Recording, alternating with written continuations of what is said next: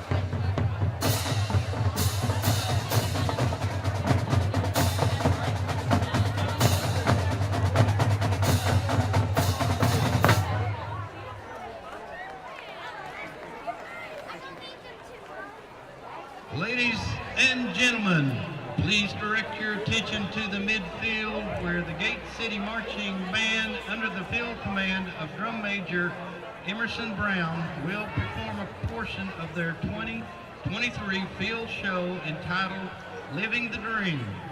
Tonight's songs will include Enter Sandman by Metallica, Smells Like a Teen Spirit by Nirvana, and conclude with the drumline feature Blazed Blues. We thank you for your attention.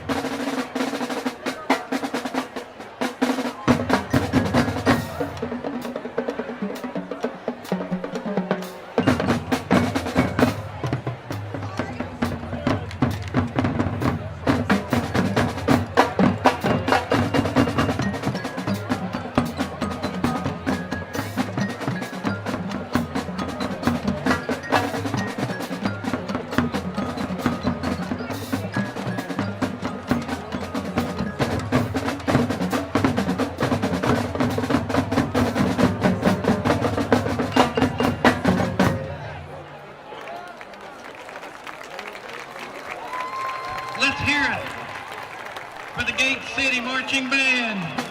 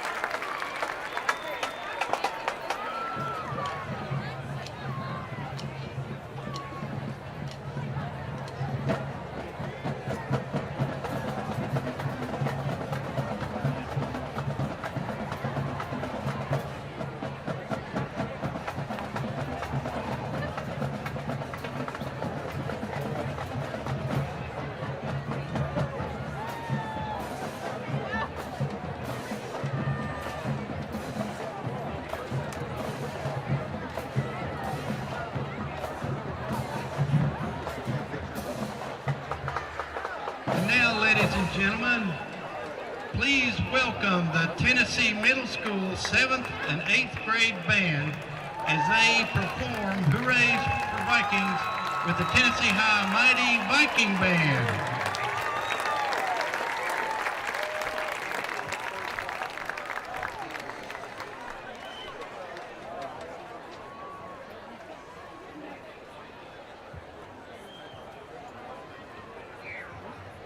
Ladies and gentlemen, prior to the singing of the national anthem by the Tennessee High School Madrigal Singers, I ask that you rise and remain motionless while we pay tribute to the United States of America.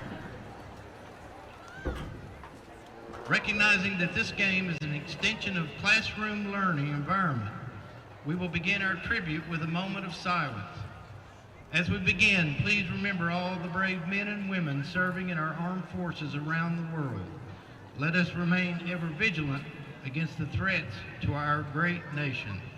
Let us also remember our local law enforcement, emergency personnel, and other citizens as they work together to protect and promote our freedoms in this community.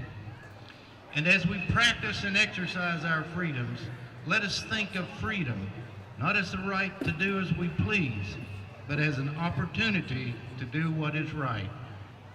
And now let us proudly display the red, white, and blue. Let us as a nation be resolved that America will always remain one nation under God, indivisible, with liberty and justice for all. Ladies and gentlemen, join in a moment of silence.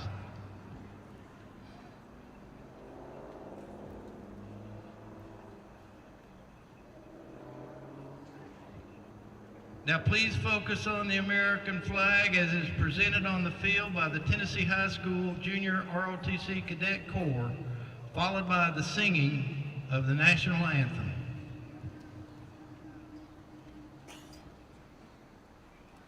Oh, say, can you see by the dawn's early light what so proudly we hailed at the twilight's last gleaming, whose broad stripes and bright stars through the perilous fight o'er the ramparts we watched were so gallantly streaming, and the rocket's red glare, the bombs bursting in air, gave proof through the night that our flag was still there.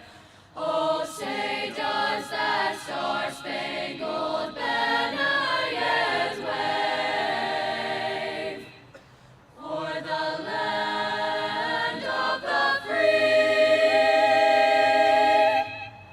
and the home of the brave?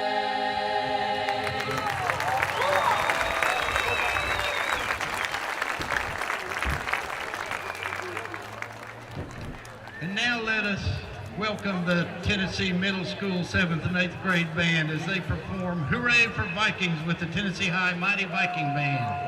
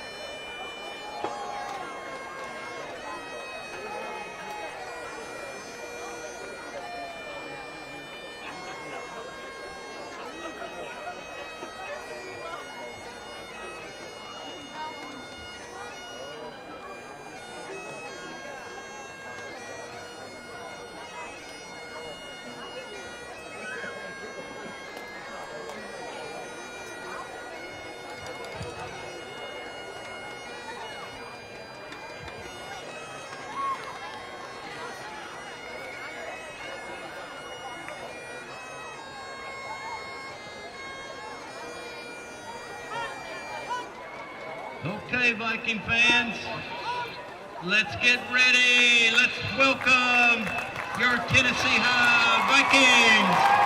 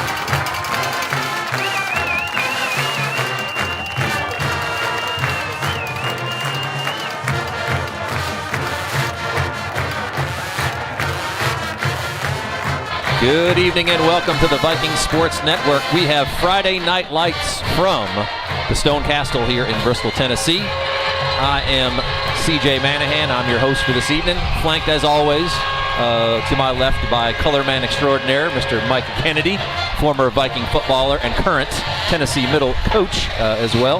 Micah, we've got an interesting matchup this evening. For the second week in a row, the homestanding Vikings are taking on a team from across the state line. Last week, which we'll get to in just a minute, Abingdon came down the road a ways and got involved here. Tonight, Gate City from old Scott County over in Virginia is here to take on the Vikings. So before we get into Gate City, let's rehash last week. Interesting, last week was homecoming. Abingdon came down the 15 miles or so of I-81 to get here, and Tennessee High was able to leave with a win, 28-14. With the homecoming king, quarterback Jimmy Phipps kind of putting an exclamation point on that game with a slick little scamper up the right sideline in the last few minutes of the game to put that game away. So as we get ready for this, opportunity for Tennessee High to even their record at 500 with a win here tonight as they, after this, again, certainly not looking ahead, get back into conference play after this evening. What are your thoughts on this evening's matchup, Micah? Well, you see, Gate City, I can't remember a time in recent memory in which we actually played Gate City. I know Abingdon, it's kind of become a tradition here to play Abingdon, but Gate City's kind of a newer one, a kind of a fresher one. I know historically Gate City was a pretty good team back in the day. I'm not very familiar with them as of current, but I do know that they lost a tough-fought battle to Abingdon. And Abingdon, as we saw last week, is a pretty good football team. I mean, power-running football team, and the scoreboard Gate City won the doesn't toss. really They deferred their pay offense homage to to the how second close half. last week's game really was. Yeah. Abingdon came to play. Yeah, it's just that we ran away with it towards the end.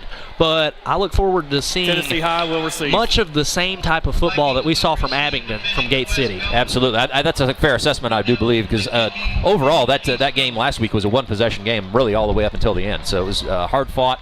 I said power running was kind of the name of the game overall. And again, if we see similarities between Gate City and Abingdon, I would assume that would be very similar. Going back to what you said, when you go back to the mid to late 90s, Gate City was not only putting guys, sending guys to Division I, they were guys going to the pros. That's what I thought. From that was my time frame in high school. I graduated in the late 90s, so I remember that quite well.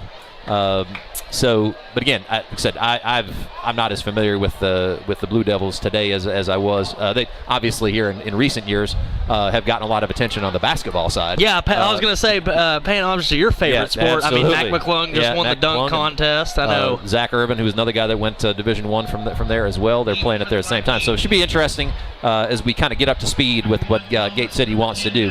Gate City did win the toss, but they deferred to the second half. So Tennessee High is going to get the first possession. Couple of things of note as well, just on the Tennessee High side, a couple of running backs injured this evening, so we're going to see a different running back rotation throughout the evening, so just kind of keep an eye on that. We'll talk more about that as the game unfolds. But I believe this is the first time that we've been calling games that we're actually returning the ball instead of deferring. To start off the game. Just the way this kind of has come along, so we'll see what the offense can do right out of the gate this evening. Played really well last week. timely running, hard running. But I said, unfortunately, a couple of our lead backs are injured this evening and won't participate. So we'll kind of see how Coach Holt and the offensive staff makes an adjustment based off of that. But as we've seen, we've had at least 5 different guys score from the backfield this year. So our running back rotation has been part of the process. Those guys will certainly be missed, but it's not like the guys tonight, we're certainly going to see in a minute. I'm sure they'll still perform. Oh, absolutely. All right, so kicking off. Kind of a different look here. We got 3 deep. We got Harkle Road, Thomas, plays and blown dead. Dowdell. See, Yeah, probably an offside Thomas here. right there. It's kind of the focal point of that. Prior to the kick, encroachment on the kicking team. It's going to back Gate City penalty. up 5. Yeah, they were in front of the kicker. I thought so. Kicker is Garrett McLean, number 24, for the Blue Devils. So that's going to set Tennessee High up with an opportunity here to maybe get really good field position to start this ball game. Going to push the kicker back to the 35-yard line. The Tennessee High players are creeping out outside the 10-yard line and maybe even up to the 15. So, again, opportunity for Tennessee High to really start in great field position. Especially if they kick it to that number 1. Yeah. Thomas missed last week's game, so again, his presence back in the lineup certainly brings a different level of speed for sure and athleticism. So happy to have him back this evening. Number 1, Donnie Thomas. It kind of looks like they're trying to set up a place kick to where they don't want it to go as deep as it can possibly go, but they're kind of trying to kick to a spot like you see Thatcher Hutton do. Yep, and this one's going straight down the middle. Right to Thomas. Thomas is going to have a good opportunity here. And he got space. Space to his left, cuts it up to the outside, turns the corner, beyond the 40-yard line, still going, crosses midfield and all the way to the Tennessee High 43-yard line. Excellent return by Donnie Thomas. Set up his blocks and then made a nice little move to the outside. And a really nice opening return for Tennessee High finds them starting their first possession in Gate City territory. 44-yard line, nice return. Good setup there by the Viking special teams. And from what I'm seeing from the huddle, this is usually our pass-heavy group, so we'll see what they come out in here, but this is usually the group, they go out. Just a one-back set here with Dowdell flanking Phipps. So, yeah, absolutely a different set than what we saw last week. Straight up the middle to Dowdell. Nice cut to the left, and he's going to pick up 6 or 7. Yeah, last week we saw almost exclusively 2 backs flanking Jimmy Phipps, the quarterback, and then a wing back in Peyton Fagans. And almost, I mean, that was probably 90% of the plays last week. So again, with some injuries in the backfield, we expected to see a little bit different personnel, and we definitely saw a different formation there to start. But a nice run by Dowdell off the left side, and he picks up close to 8 yards actually. So 2nd and 2. Love 2nd and shorts. Opens the playbook up. 3 wides and a wing here. Now just There's go Dowdell straight up again. Nice cut to his right. And he finds another nice gash play there for about 10 yards. 2 nice runs to start the ball game for Tennessee High. 1 to the left, 1 to the right, and a first down to be had. First down, Vikings. And again, set up beautifully by that return. I mean, they're already down inside the 30 on just 2 plays. Just outside the red zone in 2 plays, absolutely. Good job by the offensive line. They're opening up some holes. Now this is, they do bring the wing in for this play. A tighter formation. Goes down. They'll pull Fagans as a lead blocker. Good job by the interior of the Gate City defense. Snuff that one out. Dowdell kind of gang tackled there by several Blue Devils in the middle of that. So again, establishing that run early, obviously making sure, trying to ensure that the eyes of the defense are looking for that dive play. And we saw last week on several occasions, Jimmy Phipps on several occasions had runs of over 20 yards by pulling that ball at the last second when these ends start crashing down, and scored a touchdown at the end of the ball game on a play very similar to that. So it's one thing to keep an eye on as well. Motion over Fagans. Straight handoff, and then it's just like Jimmy pulled it again. Yeah, that's exactly right. Yep. Almost like I've watched these guys play a couple of times this year. As far as that goes, again, we've got a nice little vantage point up here to kind of see where a lot of that stuff's coming from. But the one thing that's consistent with what the Vikings are doing is their formations don't give a whole lot away. No. So the defense kind of has to make a commitment. And the blocking assignments, if you look, are almost completely different. I mean, every now and then you'll have Fagans kick out the edge. Every now and then you'll have him pull into the hole. I mean, it's all different as far as what that wing does. And right there, you see us go ice water just to try to get a quick 5 yards. Looks like they succeeded. Prior to the snap, encroachment, defense 66. Little voice inflection there 5 by yards, first down. By Jimmy Phipps. Got the Gate City line to bite, and that's going to move the chains. Quick and easy 5 yards, and another first down for Tennessee High as they're approaching Gate City 10-yard line.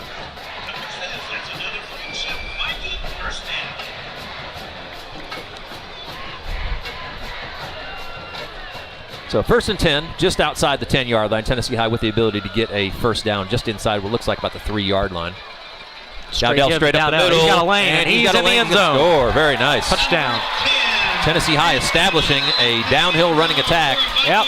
In the About early phase. the same play every single play there, except for the one pull by Phipps, but great drive, great blocking up front, Nice and kick-out block great right there. end by Trent Dowdell. Kick-out block there by number 61, Dorian Suggs. Caught the defender inside, almost like a trap play, whether it was designed that way or not. But scored either way. So Thatcher Hutton on to add the extra point. Holder is number 25, Braden Howard. Just watching in warm-ups, Thatcher kick in warm-ups, was hitting 40 field goals from 40 yards plus. And the refs are being a little tedious with what they want to see from our players today. They're pulling Howard off for an equipment issue. They did that, if you saw on the opening kickoff, they pulled Fagans off for similar situation. So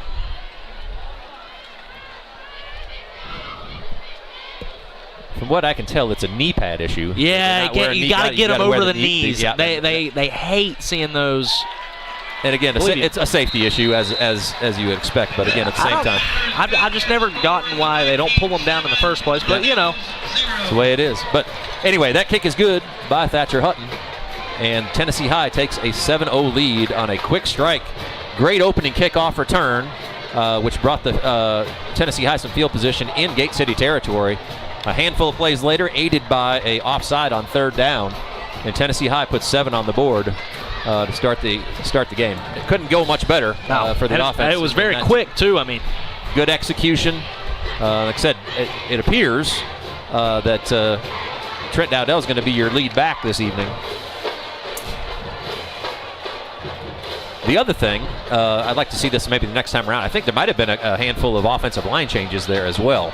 I saw some numbers out there that I wasn't necessarily familiar with, but I didn't get quite I didn't either. enough chance to comment on it. We'll take a look at that when the Vikings take the field on offense again this next time around. So again, maybe a couple of little changes there. And I'm sure to that point, not only Trent Dowdell, but I'm sure Turner Elliott's going to get his fair dose this evening as well. We've seen both of these guys run very hard all year. So Hutton's going to boot it away.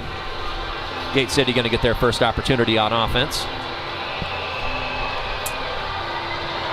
That kick is away, and as usual, over the top of the head, and Hutton hits about another great 3 kick. or 4 yards deep into the end zone. So we'll get a first look at the Blue Devils offense. Coach Jeremy Housewright of for those of you guys that have been following Gate City sports for the last 20 to 25 years, the name Housewright is a household name up in Gate City. Jake Housewright ended up playing there and then went on to Virginia Tech. I think I'm a little too young. So you're a little for too young. part. Yeah, it might just be a little out of Micah's wheelhouse there, but again, similar formation to us though. Greenville will come out in almost exact same as what we have seen. And carried by number 10, Bryson Smith. Luke Bledsoe will be the quarterback for Gate City tonight. Brought down by number 50, Evan Smith. Nice stop there by Evan Smith. Gain of about 2 yards there.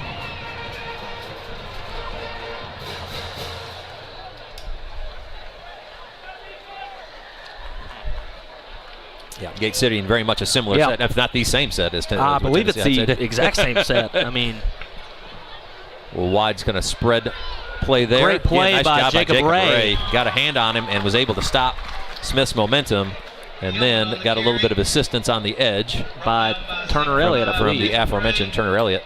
Take a look at the replay here. Ray did a really nice job of stacking and shedding there. Ray met him first, and Elliott kept contained just enough to where Elliott could come around and stop that play from moving any farther forward. So again, an early third down.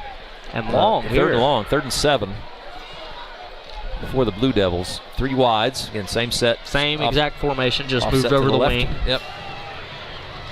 And they'll have the wing kick out, and they'll kind of run more of a sweep, and because he had him, but he's met by Jay Sean Herndon. So he stood him there. up, and Herndon cleaned it up. Really nice defensive stand there by Tennessee High in this early phase. Take a look at this replay here. Renaissance replay. Kazee busted through. He kind of misses him at first, and then Jay Sean Herndon just cleans him up. Yeah. Came down from his great left tackle position. We've seen Jay Sean do that all year. He is a very, very quick sort of exterior defender. Plays that end position really well, but his length definitely plays a role there. But that speed and size quick. is just something you don't see very often from a defensive end. That's hard to block. Nice boot. Oh, ball's going to go over the head of Howard, get away from that. And he just decides to. Discretion is the better part of valor. Nice boot there by the Gate City punter. Tennessee High is going to take over at their 32-yard line, so decent field position after that defensive stop by Tennessee High. So an opportunity here for the Vikings to go up 2 scores in the early phase. Has not been there haven't been too many opportunities for situations like this. To take a 2-score lead this early on. Yeah, absolutely. And that was a quick 3-and-out as well, still. And as mentioned, I believe Turner Elliott will be the back on this drive. Yeah, expect to see some rotation in that. That's sort of the calling card of the Viking offense, and it is. Number 2, Turner Elliott.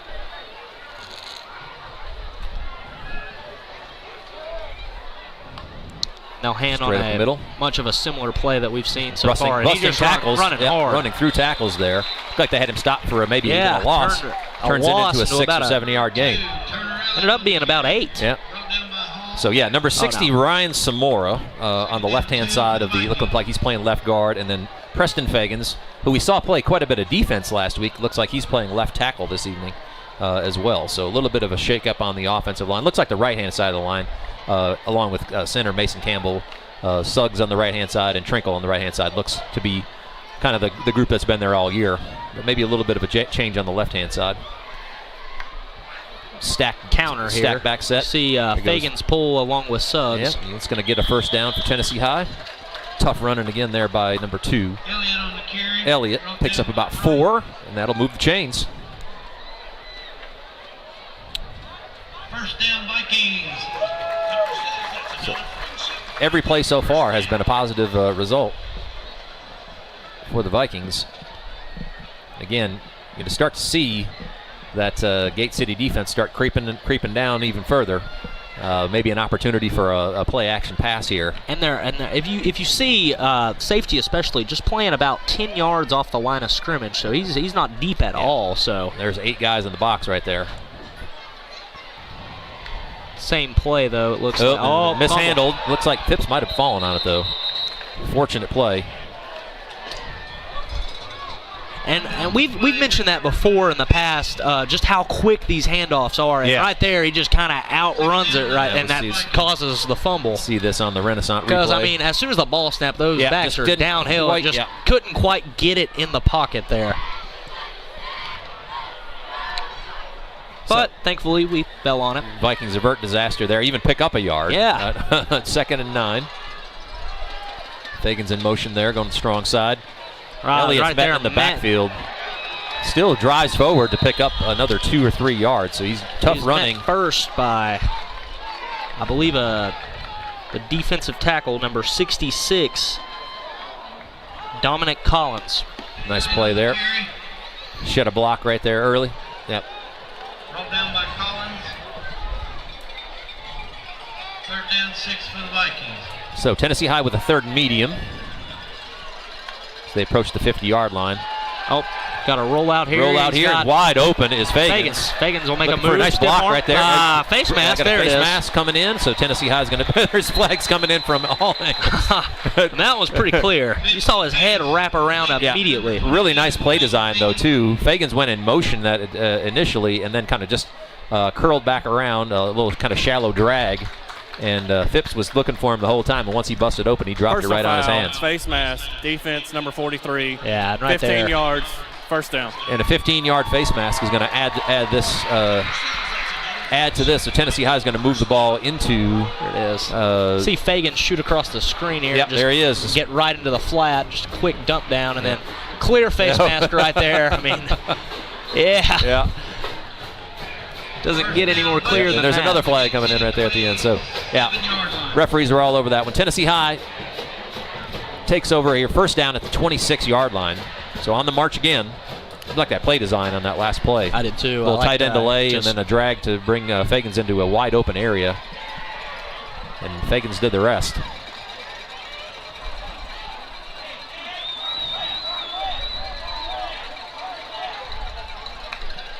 Snap. Oh, quick Phipps is going to drop back. Now he does an alley.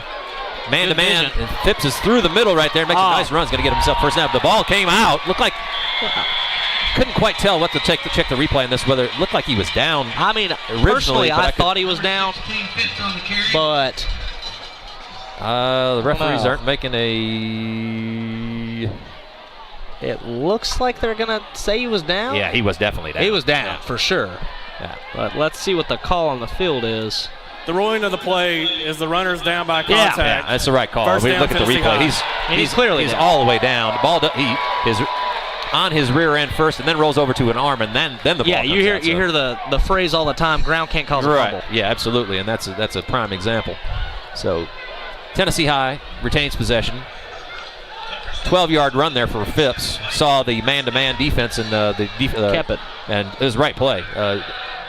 Entire middle of the field was open there. And then there's Turner. He's just one cut away barely from being there. slips. Had a foot come out from underneath him right there. As he was trying to plan. Otherwise, he was going to walk into the end zone. But again, and it would have looked the exact same as Trent Dowdell's touchdown run just a minute ago. Yep. As you watch this right here, good block up front. Nice job by Slips trying to make a cut and just barely really nice falls. kick out block there by center. Mason Campbell got a nice little kind of shade block there. Opened that wide open. Right there, Gate you City, see Gate City just nice crash job, down immediately. Good job by the interior of Gate City's defensive line, denying Elliott's ability to find the end zone. Like we're going to bring a different package in for third down. Again, third down and short. Tennessee High with the ability to get a first down, about 2 yards to go. So lots of options here. This is usually that under center package that we see so often, and here again. There you have it. This time you'll have Donnie Thomas in the backfield as well. He's now going to give to Thomas. He's going to cut it up. He and will he drags get in. the people into the end zone. Touchdown, Tennessee High. Different, not a new formation, but with some different personnel there. And as we had said in the sort of early game, is one of the things we were kind of wondering about is if with some of the injuries, if we'd see Thomas in the backfield. And there you see the power. Yeah. We know about his speed and his athleticism, but showed some power there, dragging some Gate City defenders into the end zone with him. And that's something, I mean, I've talked to you about all year. I'd love to see him get carries from the backfield, and right there, he proves why he can be dangerous. So we'll see if that some more opportunities present themselves in that aspect. But again, all three of the running backs so far that have touched the ball have been very effective. Hutton adds the extra point. Tennessee High, as we had mentioned, takes a 2-score lead here with just a little bit more than 2 minutes to go in the first quarter. We're going to step aside for a minute while they line up for kickoff. We'll get a couple words from our sponsors. We'll be back here shortly on the Viking Sports Network.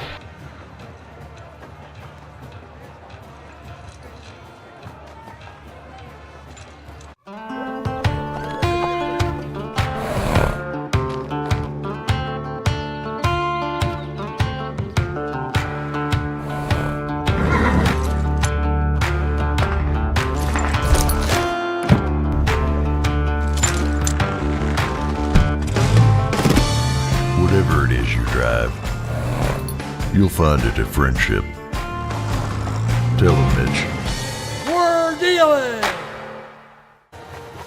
Welcome back to the Viking Sports Network. Tennessee High set to kick it away after taking a 2-score lead here in the first quarter. So great showing by I guess in some cases I wouldn't say undermanned, just maybe thin or thinner group of running backs. But every running back that has touched the ball this evening has been effective. We've seen Thomas score a touchdown, see Dowdell score a touchdown. Turner Elliott's been effective, and even Peyton Fagans, who plays wingback, has caught a first down. So again, really good signs all the way through. Good mix of play calling as well by the Tennessee High offensive staff. And right here, Greenville actually run back, a pretty decent like a block in the back there, and there comes the flag. Yeah. But as you were saying, in my personal opinion, this is one of the deepest that Tennessee High has been skill-wise in the past couple of years. I mean, they kind of have a revolving door of athletes, it seems, that you can get the ball to and make something happen with. So absolutely. I mean, as far as having an effective group of backs, it's a deep group. I know it's rare. It's rare you have 2 or 3 that are just great. During the return, get you a ton of yards, but we have 15 of the 4 or return 5. team. Yeah, absolutely. And we've seen that throughout the year.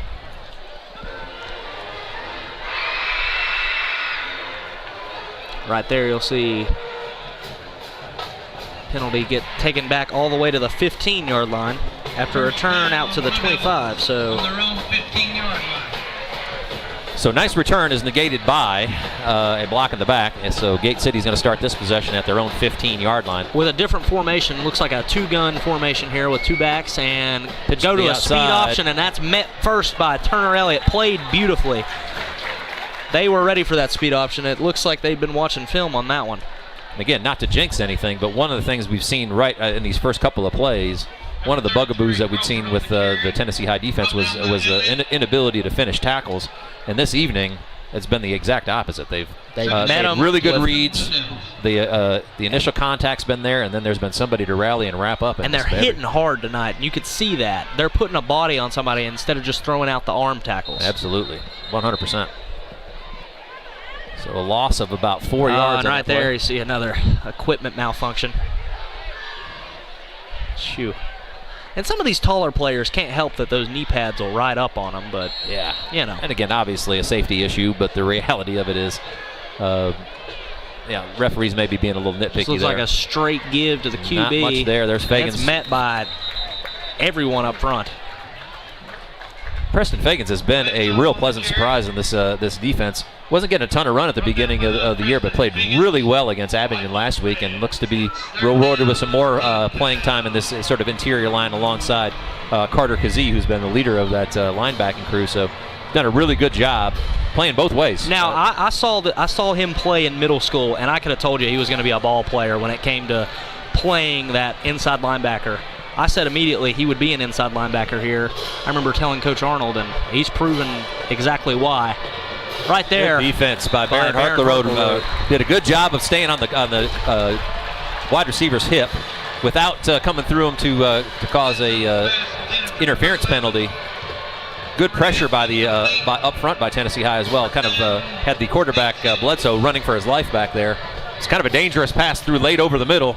And that's the second 3 and out, and that's the first time that we've called a game that we've seen that. Yeah, back to back 3 and outs. Yeah, absolutely. The Tennessee High defense has been ready all evening, and Gate City just has not been able to move the ball.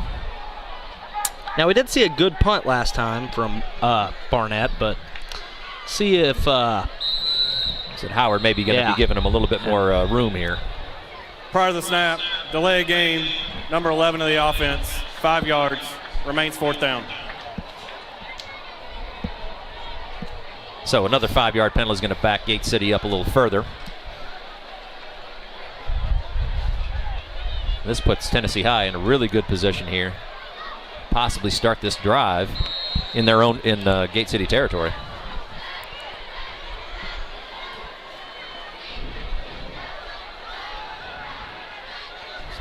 Punting from the back of the end zone. Thomas on the rush on the side. Just had an opportunity maybe to get to that one. So Howard is going to let that one bounce. He's going to stay away from that as it that's going to roll out right up to just the other side of the 45-yard line. Tennessee High is going to take over in Gate City territory on their 3rd possession here. So again, can't ask for a much better start if you're a Tennessee High fan. 46-yard line. Offense has scored on their first two possessions. The defense has stopped Gate City on 6 total plays. And now an opportunity for Tennessee High to add more right here as we get to the end of the first quarter. Can't ask for a much better start, for sure. No, not at all. So Tennessee High probably going to get one more play in here before the end of the quarter. But a dominant first quarter it has been on their home field here at the Stone Castle. Phipps in the shotgun. Flanked by Dowdell. Is going to go for a shot play. Looks like he's got Harkle Road over the top. And who's got it? They're going to call that an interception. They're going to call it an interception. I think that's a right call. It looked like Barnett definitely got under that ball before Harkle Road got a chance to even get to it. Just slightly underthrown. Harkle Road did have a step here. And the height advantage definitely goes to Barnett here, and that certainly helps in this situation. Not a bad throw. That's just a really nice play defensively by Barnett. Ran under that one, met that ball at its highest point. Harkle Road had an opportunity there. But from where Harkle Road is kind of fading back instead of jumping towards the ball, that kind of just gave the edge to Barnett right there. And nice we'll see play Greenville take over again just inside the 10-yard line. So they're going to drop back for the first time tonight. And that's Fagans had it right in his hands. Almost another just back-to-back turnovers on back-to-back plays. Fagans, I think. And you see him pointing to his hands. He's like, they're tapes. They're clubbed. I couldn't get our hands on them. Yeah, it's unfortunate because he was right there in that. And you see how padded his hands are. I mean, I'm sure that is hard to catch the ball in that situation. But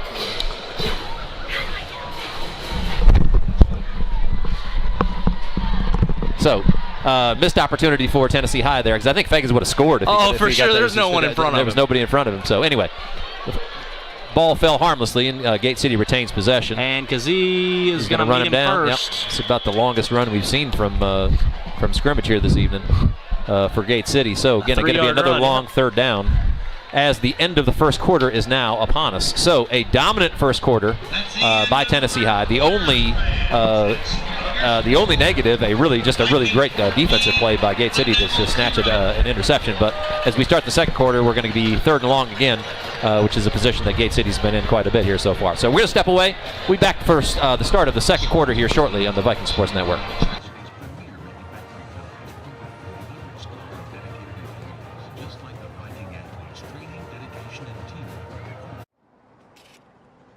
$5 for my own money? That's a bad call. Let's give him a Renaissance replay.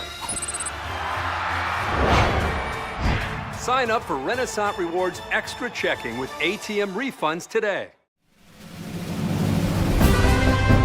Individual effort, dedication, and a positive attitude combined with team spirit are the key elements of winners. The Robinette Company has positions available for people who want to join our winning team of over 400 employees. We proudly provide flexible packaging for many of our nation's finest brands like Moon Pie, Royal Oak Charcoal, Pillsbury, King Arthur Flour, Great Value, Food Club, and many others. Apply online at robinettejobs.com today. An equal opportunity employer.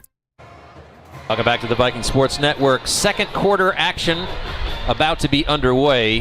Gate City with a long 3rd and 7. Like I said, a familiar position they've been in on their first two drives, 3rd and longs. So Tennessee High brings some pressure here.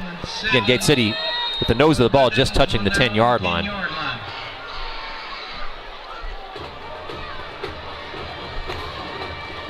And that looks like they're coming backside. Across the way, and nice catch. That is completed. Good completion. For a first down, that is Gate City's first down of the night. Nice toss there by Bledsoe. Found his receiver. Bledsoe's pass complete to number 3, McMurray. Number 3, Elijah McMurray with the reception there.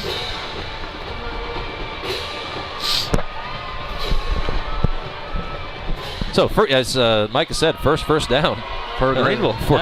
I'll take the first down in the second quarter. Yeah. And we got another. Another Trent Dowdell nearly missed that one. Oh, that one was a little tougher. That was a higher one. A little higher one that came through, but it still just went right through his hands. It was a nice. You'll see it in a second. He just didn't get it He just didn't get his hands clamped over the ball. Oh, yeah, just kind of threw his hands before he could get his hands together. Really nice read by Dowdell there to undercut that play. 2-on-1 drive. Would have easily been a walk-in touchdown had he been able to secure that. So anyway, again, the ball falls harmlessly, and Gate City keeps possession. Straight up the middle, not much there. Met by really everyone up front, plus the linebackers. Yeah. Bledsoe takes it up, picks about 3, and again, another 3rd and 7 on its way here for the Blue Devils. Brought down by host the Vikings. 3rd down 7. See, what didn't really bring any pressure on that last one. Brought Carter Kazee on a whip blitz there, but he kind of came from the outside though, so he kind of had to get one arm around, and then Fagans is what pushed him back there. We'll see how Gate City set up in a 4 wide set here. And we've got a flag down. Some type of substitution infraction, I would think.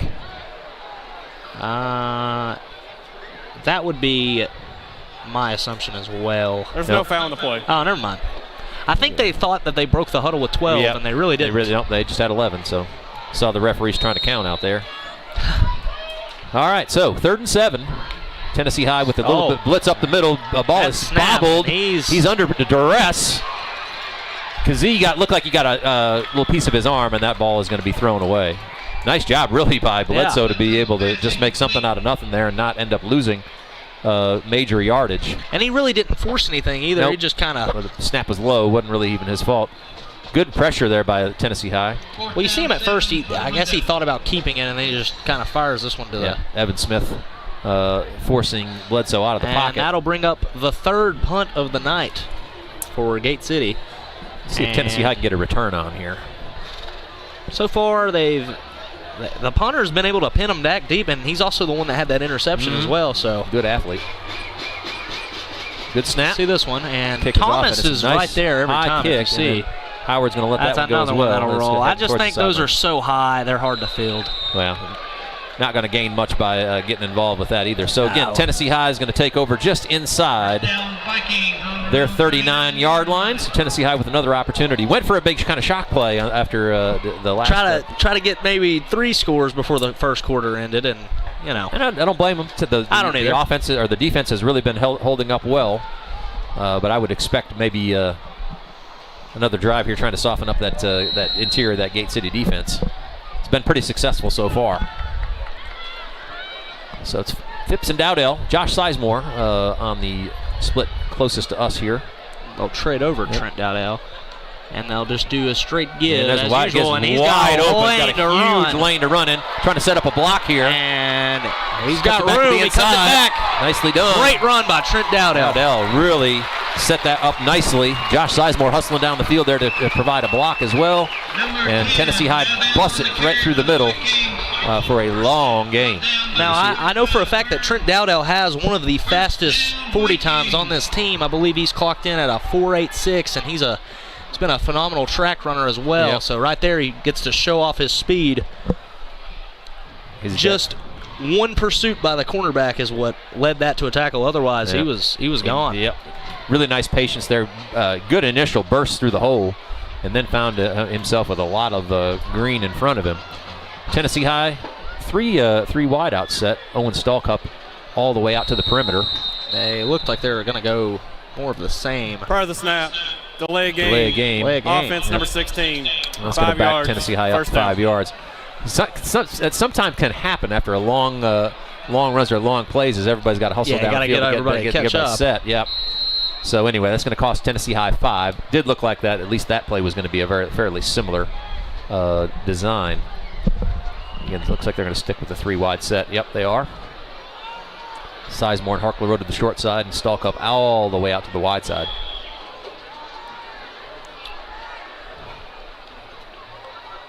The handoff is to Dowdell. Bounces off a tackler and then runs into 2 more. Net there. Nice job by the left side of the Gate City line to stop that from really gaining any traction. But again, initial contact kind of bounced Dowdell off the hole where he really wanted to go. You can see this right here. Good job by the interior of that line to kind of disrupt the play. Now I know, especially after last week, I know what I'm anticipating after seeing those pulls from Jimmy Phipps. I was anticipating it right there. Yep. So he's that's I'm sure that's being set up. and it's just a matter of reading those ends, and I'm sure sooner or later they'll crash. 2nd and long. See if Tennessee High puts it in the air here. Yeah, they've got numbers on the end. There's Fagans to the outside, who was could have been a little bit of kind of inside out. Maybe just threw it a tad early. Yeah. Stalkup ran a little slant there, and then Fagans ran off of him. Again, there was a long throw to the wide side of the field. He was open, just let him just a little bit too much. So Tennessee High, basically, it's not a goal-to-go situation, but again, they'd have to get inside the 3-yard line for a first down. Which they'll actually put Thomas in the backfield here. Let's see what they can do with that. Try to get him into some space. And they'll actually use him as pass protector here, and that one will sail over the back of the end zone. Tennessee High doing a pretty good job of protecting up front. Phipps hasn't not really been under any much pressure. So now we have a 4th and 14. And it looks like they're going to go for it. They're going to go for it here, or are they going to? Certainly with Thatcher Hutton has enough leg to kick a field goal from here. But it looks like at least initially they're going to line up and maybe see if they can. Maybe they're going to see if they can sneak get a cheap 5 yards here. Try to draw them offside and make this a little bit more manageable on 4th down. Kind of surprised, honestly. Would have thought, especially with the down and distance, that they might go for the field goal here. Now they will go to they'll jet out Harkle Road and they'll look for him. It's down the middle. He's wide open, and there's Stalkup for the touchdown. Owen Stalkup. What do I know? Absolutely nothing when it comes to this. All right. So nice. It's a really nice play design. Yeah, you had Harkle Road jetting across, and you see kind of catches the attention of that outside linebacker, and that's what allows Stalkup to open up down the seam, and that's just a great play design, great play call in that situation. All it took was that moment hesitation by that outside linebacker in order for Stalkup to sneak right behind him for a touchdown. Yep. Nice route there by Stalkup. Excellent pass there by Phipps. Put it right on him. And again, give some praise to the offensive line. Phipps hadn't been touched yet, I don't believe. He's doing a good job of protecting up front. Hutton on again for the extra point.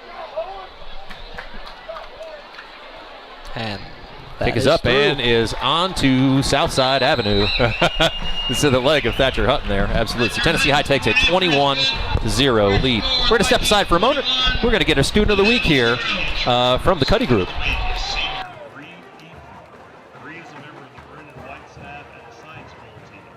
This week's Cuddy Insurance Group Student of the Week is senior Bree Eaton. Bree is a member of the Maroon and White staff and the Science Bowl team. She is also a member of teams supporting the environment and the drama club. In her spare time, she enjoys reading and playing music. She excels in the classroom with a 4.0 GPA. Congratulations to Bree Eaton, our Cuddy Insurance Group Student of the Week. Welcome back to the Viking Sports Network. Tennessee High, dominant so far. On a 4th and 14, are able to find a seam in the Gate City zone. And Phipps hits Stalkup for a touchdown, and Tennessee High takes a 21-0 lead with just a little bit more than 8 minutes to go here in the first half. So outside of that interception, everything going right for Tennessee High. And the defense has really risen up to this evening, not really giving Gate City much of anything. And so again, we still have 8 minutes left to play in this second quarter. Yeah. So again, not much happening on the Gate City offensive side. Tennessee High's defense has been stifling. We'll see if that continues on this possession. Hutton with the run up in the boots. This one, one's going to be returnable, but a nice really into the dead corner, not giving much of an opportunity for a return. And tackled by Jacob Ray. Starting defensive lineman on special teams, makes a really nice play there as well. That'll bring him out to around the 22-yard line. That's been one thing I've seen a lot. It's especially at the high school and the college level. Starters playing on coverage units. Well, those are huge plays. Yeah. I mean, those can decide a ball game in some situations, and I think those have gone from playing kind of trying to get people into, we're taking this seriously. Yeah. We need to throw our guys out there and try to stop this. Guys that have had your most reps and are their most ready seems to be something that you see more and more often. Change of quarterback here, I believe, for Gate City. Yeah. We got number 12 in here for this play specifically. That is Jackson Jones, Jr.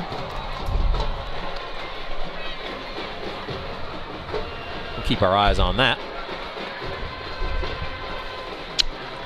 It may have just been for one play. Looks like Bledsoe's back in there. Sometimes, you know, you see them do that because one's a bigger run threat or one's a bigger pass threat. You just never know. They kind of have to play to their strengths. When you see quarterbacks rotate, that's usually kind of unusual. Well, what we see here is number 8, Bledsoe's actually playing running back here. So they go and trying to get trying to get their best guys on the field. And it looked like he had a different gear that he was trying to get into, but Jayshon Herndon playing well all night, been in the right spot all night, and he'll shut that one down immediately. Jones a little smaller, but maybe a little quicker. But you're going to be hard pressed to beat Jayshon Herndon in a foot race out here. Yeah, I'm sure he's not quicker than Jayshon. And he definitely doesn't have the length that Jayshon has. And you see this on the replay here. Just look how lateral Jayshon gets out there. He's so quick, and he may not have made the tackle, but he's what forced it back inside. Another 3rd and long for Gate City, 3rd and 9. Little play action pass. Ray is in pursuit, and nothing happened. Just throws that to the dirt. He saw that one covered up, and he just. Good job by Jacob Ray. Was not fooled. This will bring up yet again another 4th down and another 3 and out. And there's just not a whole lot you can do offensively in these type of situations other than punt it away, because you're deep in Tennessee High territory. You're down 3 scores, but a 4th and 9 when your offense isn't moving the ball. Really almost just a perfect game defensively so far for Tennessee High. Yeah. They've been well schooled. Obviously, they're watching film this week. One thing we've seen is maybe in weeks previous, maybe some outside players losing. That one will not get near the high or near the. And then takes the Tennessee High bounce back to about the 40-yard line. So Tennessee High is going to take over at the Gate City 40. But you see some maturation maybe along that Tennessee High defensive line where guys are in better positions. You're not losing contain. You're getting good pressure up the middle. And Gate City's just having a hard time getting anything going. So now Tennessee High with an opportunity to add more here in the last 6 minutes and 34 seconds of the first half, potentially moving this game to 4 scores. See what the offensive staff has dialed up here. Donnie Thomas will come back in at running back again. He's going to be the lone setback here. Love to see the ball get in his hands and try to get him out in some space. He's a pretty dynamic athlete. Little counterplay there. He goes straight up the middle. He gets loose, man. You're not going to catch him. Just a different level of explosiveness. And that just has to do with pure speed. Right. Yeah. And got good size, obviously, as well. We saw in the first quarter. He's towering over Jimmy Phipps, and Jimmy Phipps is about a 6'2" kid. Yeah. So good size guy, got good power, maybe underrated power. We just hadn't seen up to this point. But again, I would expect you're going to see him touch the ball a little bit more as we continue to move down the road. I mean, one thing about this is not really any film on him. Right? No, he hasn't played. He's played out wide. Yep, he's been a wide player so far. Now it goes straight up the middle again, dragging defenders with him, and twists and turns for about 8 yards. So I think maybe Tennessee High's tapped into something here. I would expect that knowing coming into the week that you're going to be down a couple of running backs. I'm sure he got some reps in practice. They must have felt comfortable with putting him into this position because they put him in that jumbo package and actually handed him the ball, and he took it into the end zone. Now, on 2 touches here, has picked up about 20 yards. And I don't know how many people I've told within the town about how much I would love to see him in the backfield. And looks like a dream of mine is finally becoming true. Yeah. Well, you are on the coaching staff, I guess, technically, right? Well, somebody's listening. Lower, a little bit. I don't have any pull there. Nice move there by as you see, I believe we'll get him for we're going to get 2 holds probably here, and then that's a penalty out of bounds. Yep. And then you see him throw the hat. Yeah. So I think that's all going to end up. This is all going to be for naught here. But regardless of that, really nice run there by Thomas, avoiding that initial tackler, and then was able to turn the ball upfield. But again, a couple of holds, one in the interior of the offensive line and then one on the perimeter. But then Thomas was taken out of bounds after the play, so it looks like all of this is going to be negated. We'll get an explanation from the referees here. So 2 holds, as we expected, and then a personal foul, unnecessary roughness on the defense, which I think is just going to bring this ball right back to where we started. Play the down over. Well, all the laundry gets picked up off the field.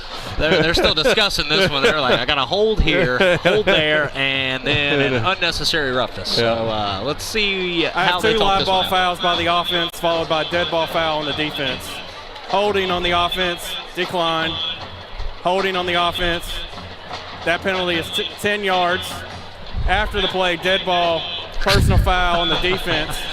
That's 15 yards. That's enough for a first down. Wow. Okay. That was a complicated one. High school rules are different, obviously. I would have thought that just would have just been offsetting. Yeah, but I guess the fact that play took place after the play was over, they called it a dead ball. I don't know. Is that a spot of the line of scrimmage, 15 yards? Yeah. Well, they backed them up 10 and then went plus 15. I don't know why they called that a dead ball foul, though, because it was alive. It was certainly, the play was still happening. It happened out of bounds, but that doesn't make it a dead ball necessarily. That's a little bit. That was an interesting one. Yeah. But, anyways. So I digress. Tennessee. See that pull from Jimmy Phipps that we were in. What a move. And he's in. Wow. Getting shifty with it. A couple of really nice moves. Gave him a dead leg move right there. And then sprinted to the outside. Really great time for that pull. And Phipps made it look kind of easy. Yeah, but put that defender on roller skates, so to speak. So that's absolutely the right time to pull it. The end came crashing down, and again, really nice little dead leg action there by Phipps. That poor outside linebacker, he's looked silly on the past 2 possessions there, but nice job there by Phipps. A good read and a good way to finish. Just scheming around that.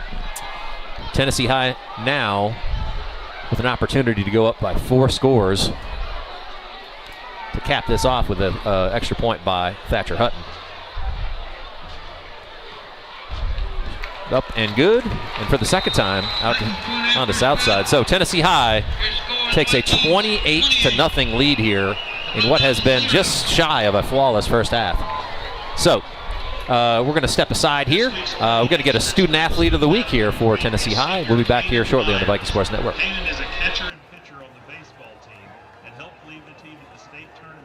This week's Cuddy Insurance Group Student Athlete of the Week is senior Kanan Myers. Kanan is a catcher and pitcher on the baseball team and helped lead the team to the state tournament last year. He is also doing work-based learning for pharmacy and is a member of the Student Council, FCA, and First Priority. He likes to lift weights, hike, and ski in his spare time. Congratulations to Kanan Myers, our Cuddy Insurance Group Student Athlete of the Week.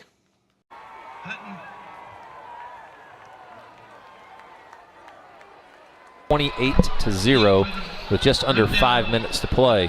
As we said, just shy of a flawless performance. If it wasn't for that interception, it's not much that you can say negatively, nor would you, on what we've seen so far in this process. I mean, this is certainly the best I've seen them play all year. Yeah, even over the East game, in which they played great. It's just that they still, even then, had a ton of mistakes, but this has been near perfect, other than the interception that you mentioned just a moment ago. Well, and you know, this is really that was just a shot play before the quarter. I mean, and it's natural. I mean, you think about teams as they mature throughout a season, and you deal with some injuries here, there, and you find the right lineups. And once you get to a certain point, you start to gain some confidence. I think we really saw that in the second half last week. Sure.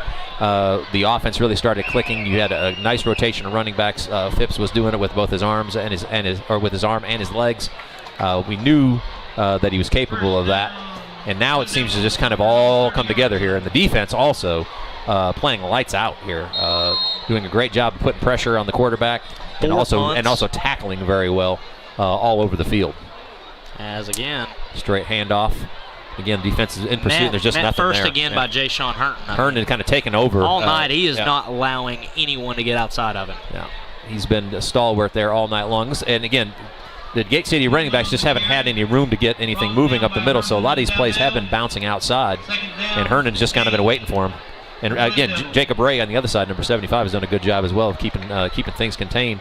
Linebackers have done a good job of coming up and making tackles. Just like I said, you just can't ask for much better in terms of a performance. So, yard and a half gain maybe on that play. Second down and 8. Another handoff to the outside, and there's just nothing there. Met by Jacob Ray. I mean, the two defensive ends just aren't allowing anything. They've made just about every play this evening that they've needed to make. So we've seen Ray making a play on special teams as well. So between number 24 and number 75, there just hasn't been much going. And again, it does look like the Gate City offense they want to get to the perimeter. They got some guys with some pretty decent speed, but they just can't seem to get going. But that's a testament to those ends, just kind of keeping everything in-house. And yet another 3rd and 7. Sound like a broken record here this evening. And they'll drop back yet again. And he's on the rush, and there he is. Oh, and Jay Sean did a great job of staying with that. They tried to double team him, pushed him wide, but he stayed with it. And as the quarterback Bledsoe tried to step up, he was there and on him. And I think this is safe to assume this has been the best defensive performance that we have seen to this point. I mean, they are just shut down. Yeah, they tried to chip Hernan with the back and there. It looks like Gate City's just they're contemplating going for this because I mean they haven't had anything go their way so far. Yeah, on a 4th and 9. So again, I would expect Tennessee High maybe to bring a little bit of pressure here to try to speed things up. And I would expect Gate City to step into the bag of tricks here to get just something going. And there's Ray again. And he's losing yardage. Yeah, there's just nothing there. And we'll get the ball back in excellent field position. So, again, a defensive masterclass here by Tennessee High so far this evening. Just nothing going. This Ray does a great job of recognizing what the play is. You can see him even kind of belly out there a little bit to make sure that he was not going to get beat to the sideline. And just was nothing materialized there for Gate City. So Tennessee High takes over with an opportunity here to score again before the half. And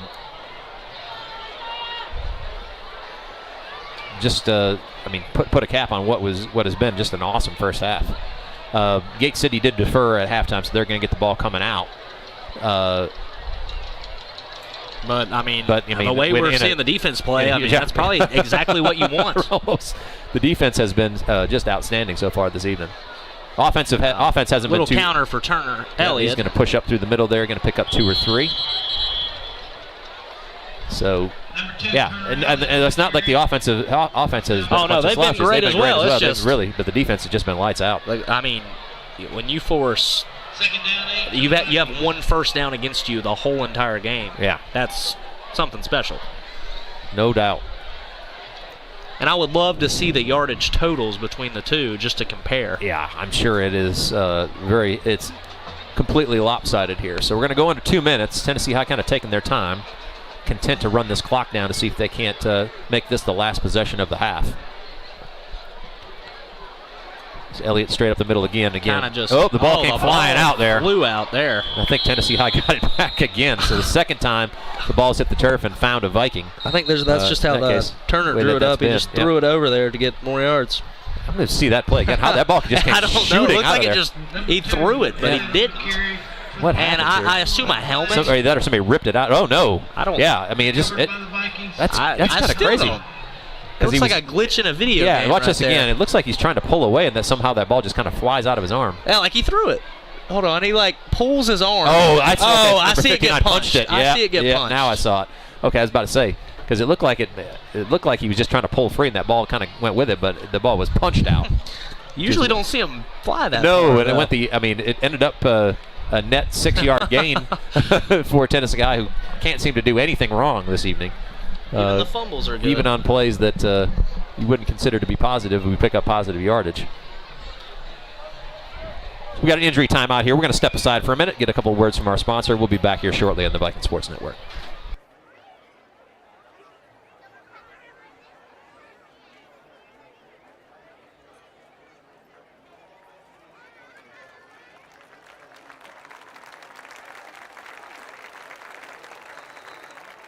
If this just cost a little bit less. Let's take a look at that with the Renaissance replay. Make the right call with over 400,000 shopping discounts right from the Renaissance Rewards Extra Checking app. Welcome back to the Viking Sports Network. Tennessee High, after that kind of strange play where the ball was fumbled forward about 5 yards, is now seeing 3rd and 3 just outside of their 20-yard line. Another ball give handed to off. Elliott, nice cut there by Elliott that time. Still busting through, and he's going to easily pick up a first down. Nice vision there by number 2, Turner Elliott. Made a nice cut there, kind of in midstream, and was able to find a further gap that allowed him to gain that first down, plus quite a few. A friendship first down for Tennessee High as they're approaching the Gate City 10-yard line. Threatening again here as we approach a minute to go here in the first half. We'll see and off inside, another very similar cut. Kind of squirts in between two defenders. Again, straightforward. He's made that cut kind of on the last two plays where kind of drags that outside foot, but then is able to plant and go. Really threads a needle there, too, within the line of scrimmage. So again, good patience. Great run. Then a nice explosion there towards the end to be able to push that ball inside the 5-yard line. So, 2nd and a yard. And Tennessee High knocking on the door here again as we are approaching the end of the first half. Just real quick, you see him just kind of slide, really planted that foot nicely and was able to kind of change direction into that way, right into a pretty good size hole. 2nd down and 1. Straight up the middle for Elliott, and he's going to get pushed all the way to about. He crosses the line, and Tennessee High scores their 5th touchdown of the first half. Only one drive in which they didn't end up in the end zone. Right. And it was just a shot play like we've talked about. And have we had 5 different touchdown scores? We have. I think we have, yeah. It's been we've started off with Dowdell, then it was Thomas, then it was Stallcup, then it was Phipps, and then now this time around, Turner Elliott. My goodness, what a first half! You love to see that. 5 different players involved in one half. And to your point of what we're talking about with the depth earlier, yeah, I mean just it's amazing. Entourage of skill players. There goes Sutton again, on to the top of the Viking keep. Hutton's kick is good. Tennessee High now a 35-0 lead with just 20 seconds to go. We're going to step aside. We're going to get our Cuddy Group CTE Student of the Week. We'll be back here shortly on the Viking Sports Network. Ira Baker. Ira is in her 4th level CTE class and currently completing an internship at MCM Interior Design here in Bristol. She has also completed all classes in the Business Management Program of Study. Ira is also the historian in the Future Business Leaders of America Club. Ladies and gentlemen, your Cuddy Insurance Group CTE Student of the Week, Ira Baker. Welcome back to the Viking Sports Network. Tennessee High with a continually dominant first half finds themselves up 35-0 here with only 20 seconds remaining before halftime. So Hutton's going to boot this one away. Gate City with maybe time for 1 or 2 plays. And again, the offense has really struggled to get started this evening, and the Tennessee High offense has just kind of been opportunistic, I guess I would say, but also with lots of participation from different guys. Again, 5 different touchdown scores on the 5 scores this evening. You can't ask for anything better than that, for sure. No, I mean, absolutely not. As a coach, you got to be love to get that. as many players involved as possible, especially as a coach. You like to spread the wealth, and they've done that tonight. Hutton's going to boot it away. A similar play, kind of pinning the Gate City returners to the sideline. He's going to try to take it wide, and a really nice tackle. Oh, excellent tackle by number 4, Dane Music. Read that perfectly, good quickness, and came down, got low on that returner, and brought him to the ground. Really, really nice play. You see this? It's exactly how you coach it on a special teams. Got himself stopped, planted, and then beat the offensive player to the spot. I mean, at a certain point, you start to feel for certain teams. And right here, I mean, Gate City, they can't generate really anything. Dane is the younger brother of standout basketball player last year, Creed Music. And he also has a younger brother. There's another younger brother beyond that. There you go. A procession of musics through here. All good athletes.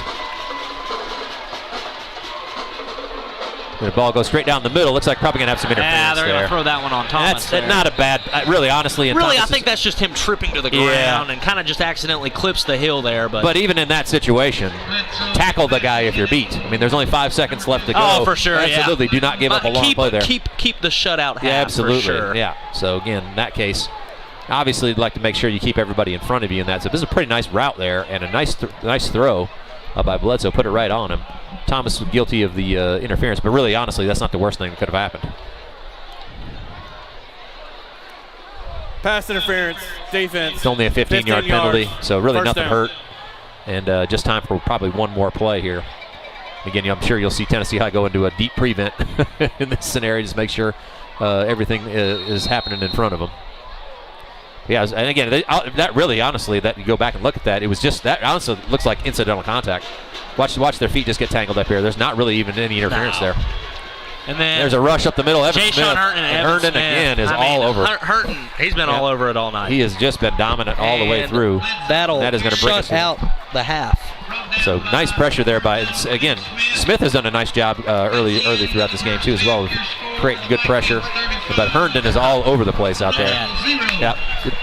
Overall, a really, really good half for Tennessee High. The best half we've seen so far by a long shot. And that's building on a half last week, the second half, where they played really well as well. So for sure. Talk about 2 straight halves where this team seems to have really kind of found its groove. So we're going to step aside here. We got about 20 minutes of halftime action coming your way. We've got the bands. We've got dance team. Enjoy all of that. And we'll be back on the Viking Sports Network to bring you second half action here in about 20 minutes. The VSN Company supports Viking athletics. We are one of the Tri-City's premier manufacturing companies with over 400 skilled and dedicated employees. Just like the Viking athletes, training, dedication, and teamwork are the cornerstones of our success. We supply flexible packaging to many of our nation's finest products. Ladies and gentlemen, let's welcome to the field the Tennessee High dance team. Join all of them and apply online at thevikingatcompany.com. An equal opportunity employer. Go Vikings.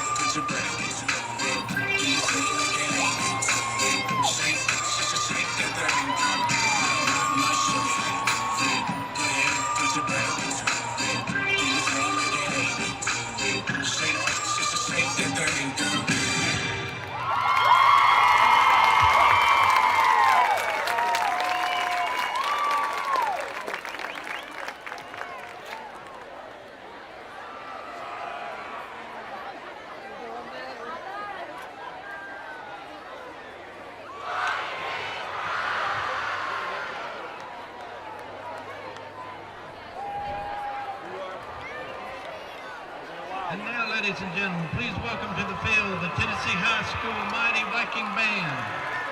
The band is under the direction of David Saloni, Spencer Finch, and Michael King.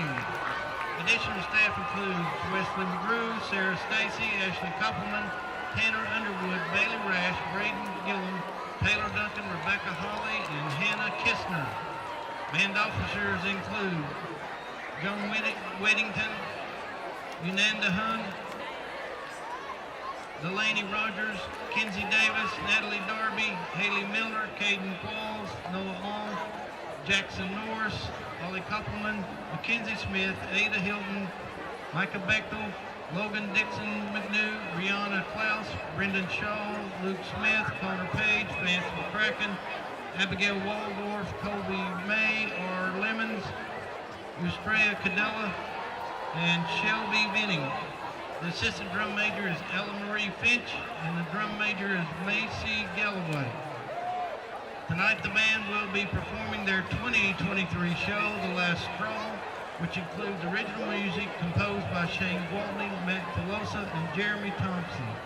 The music by Birdie and Evanescence, the flute solos, Eustrea Cadula, and the scarecrow will be played by the color guard soloist Kenzie Davis.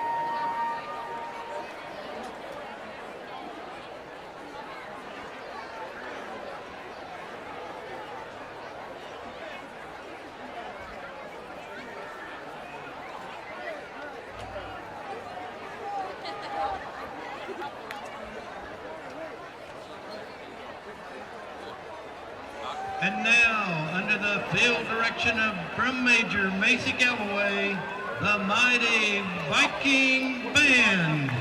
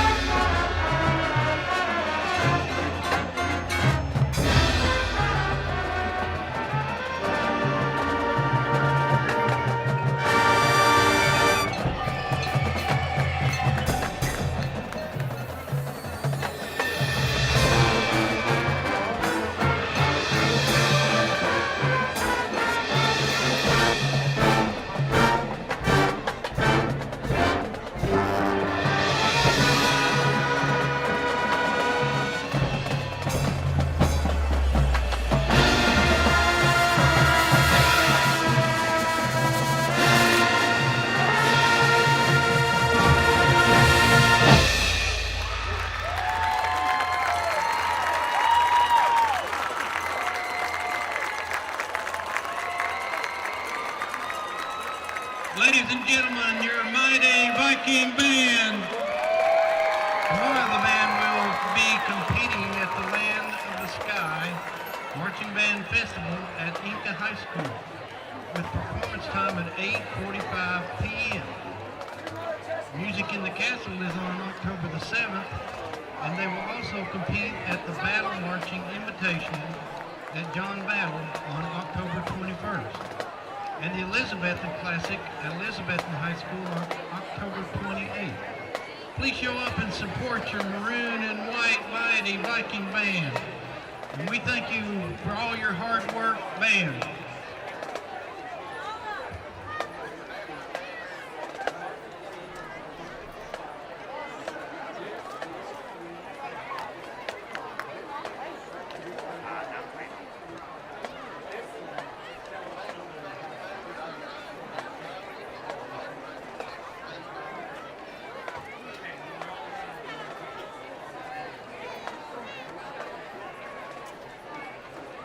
You like trucks? Friendship's got trucks. What trucks? All the trucks. New trucks, used trucks, small trucks, big trucks, off-road trucks, adventure trucks, heavy-duty trucks, gas, diesel, hybrids, EV, fire trucks, commercial trucks, four-door trucks, smart. Wait, no fire trucks. You like trucks? Friendship's got trucks. What trucks? All the trucks. New trucks, used trucks, small trucks, big trucks, off-road trucks, adventure trucks, heavy-duty trucks, gas, diesel, hybrid, EV, fire trucks, commercial trucks, four-door trucks, smart. Wait, no fire trucks. But we've got red trucks, though, and every other color that gets you going, too. We've got trucks for work, trucks for play, trucks for hauling, trucks for pollen, trucks that drive themselves. Because no one has more trucks than friendship. We're dealing! The Robinette Company supports Viking athletics. We are one of the Tri-Cities' premier manufacturing companies with over 400 skilled and dedicated employees. Just like the Viking athletes, training, dedication, and teamwork are the cornerstones of our success. We supply flexible packaging to many of our nation's finest products, such as Moon Pie, Royal Oak Charcoal, Pillsbury, King Arthur Flour, Great Value, Food Club, and many others. Join our winning team and apply online at therobinettecompany.com. An equal opportunity employer. Go Vikings! It's concession time, folks. Visit one of our concession stands where you'll find everything from a snack to a delicious full meal. Tickle your taste buds with tempting nachos, fresh popped popcorn, yummy pizza, tasty hot dogs, a variety of delightful chips and candy, refreshing sodas and other beverages. Hurry, hurry, hurry, and satisfy your cravings while supplies last. All proceeds benefit your PTA council. Might be a little while before I get to the bank. That's an incomplete pass. Let's give it a Renaissance replay. Renaissance Mobile Check Deposit. Make the right call and open an account with Renaissance today.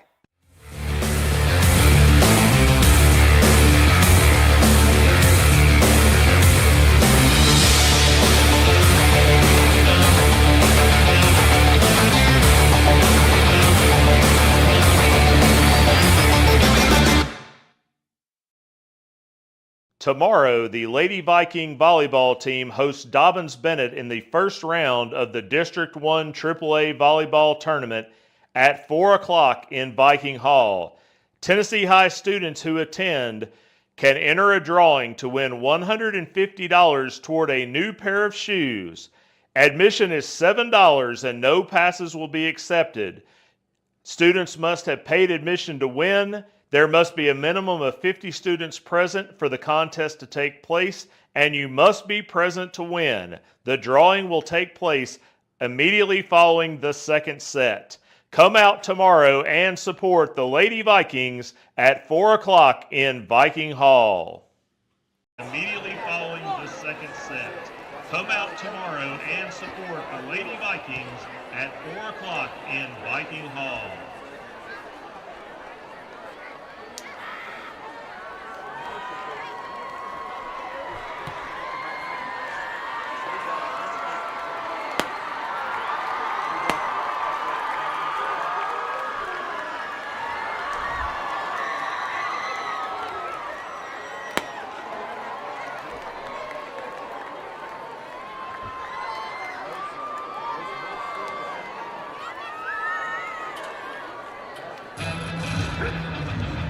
Off MSRP right now with select Jeeps and Wranglers.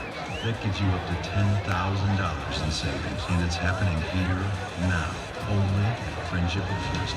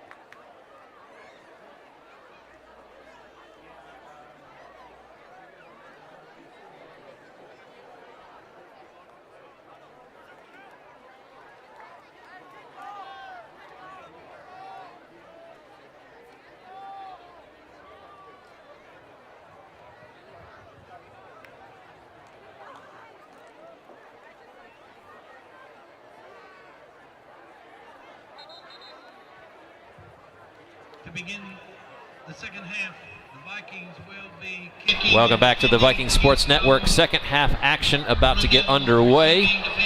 Tennessee High is going to be kicking off. Gate City won the toss at the beginning and deferred. So, but as Mike, as you said earlier, I'm not so sure that's the best thing. No, I was going to say, you don't want that defense. The Viking defense has just been lights out this evening.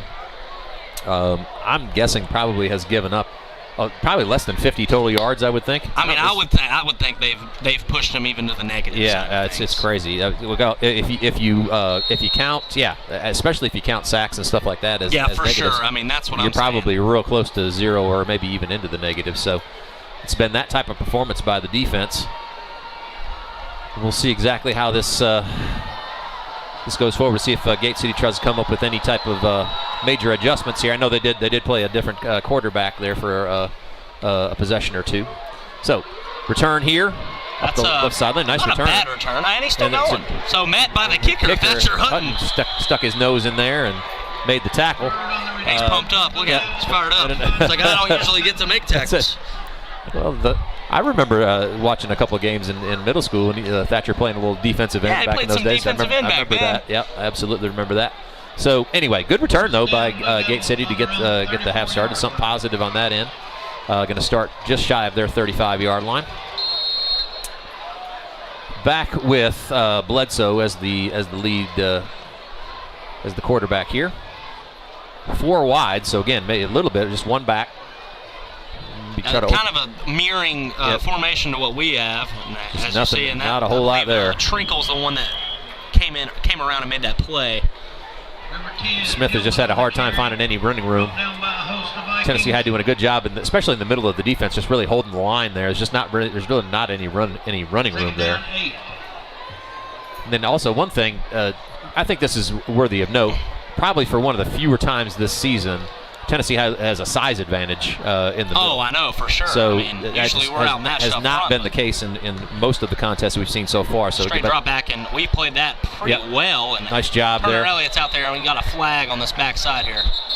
Elliott and Fagan's both in on that play. Complete to number 3, McMurray. Again, Gate City just kind of desperately trying to get the ball to the perimeter, but Tennessee High is there to match it. Let's get an explanation on what the flag is here. Ineligible man downfield. It's going to cost Gate City 5 yards. It's kind of wild. Ineligibles downfield. That ball on came the out offense. really quickly. How they got a guy downfield in that time frame is kind of wild. But anyway, it is going to back Gate City up 5 yards. Going to end up being a 2nd and 13. Which Tennessee High defense has just had all the answers for everything that Gate City's tried to do. And again, the one thing I see that's consistent is Gate City is trying to get on the edge, but there just hasn't been any ability to do so. The defensive ends have locked down the perimeters, and then again, everything on the cutbacks has been just kind of plugged up in the middle. Yeah, but I mean, the middle guys are playing perfectly as well. I mean, really, top to bottom here, as Evan Smith and Jason Hurton are going to force the pressure again. Those two guys have teamed up pretty readily on any type of drop backs. They ended the half right there on a conjoined sack. So, and again, really, the whole defense has been on the same page the whole night. They've stayed in their lanes for the most part. So you haven't seen any. So even right there. Traditionally, in that situation, quarterbacks like to step up in the middle, and if they can break that first line of defense, then they're going to take off. But there's just not been any room there either. So he's continually being pushed to the sideline. And that just cuts down. There's not really anywhere to throw it. So another 3rd down and long. Bobbled snap. Here comes Ray around the edge. He's all over him. Missed the tackle, though. Narrowly missed the tackle. Again, still a lot of action. Tried to go backside, and that's even if it had been completed. Fagans was all over him. So yeah, he would have been mad. Ray is kicking himself a little bit on that one. He made a really nice rush off the edge here. Beat the tackle right off that first play. But as we saw right before the half, they're going to go for this 4th down because, I mean, they're really. Oh, no. No, they decided to go. They looked like they were going to decide to stay on the field, but yeah. But another again, 3 and out. Really nice play by the, even on the scramble there, the Tennessee High defense was in good position. Even if that pass had been completed, Fagans was right there to make the tackle. So I mean, it's rare you get to a second half of a game and another team hasn't even ran 20 plays. Right. Oh, and by the way, just so if you're looking at the clock here, this is a running clock here in the second half because of the score. the clock is going to continually run. Howard's thinking about Howard's going to try to pick this up, and he does. Really nice coverage there by the Gate City coverage team. That's Smith, the starting running back, down on the play. Really nice play there by Smith, number 10. Again, it's a risky play there by Howard. He was able to field it, but nice play there by Smith to clean that up. So Tennessee High starts deep in their territory.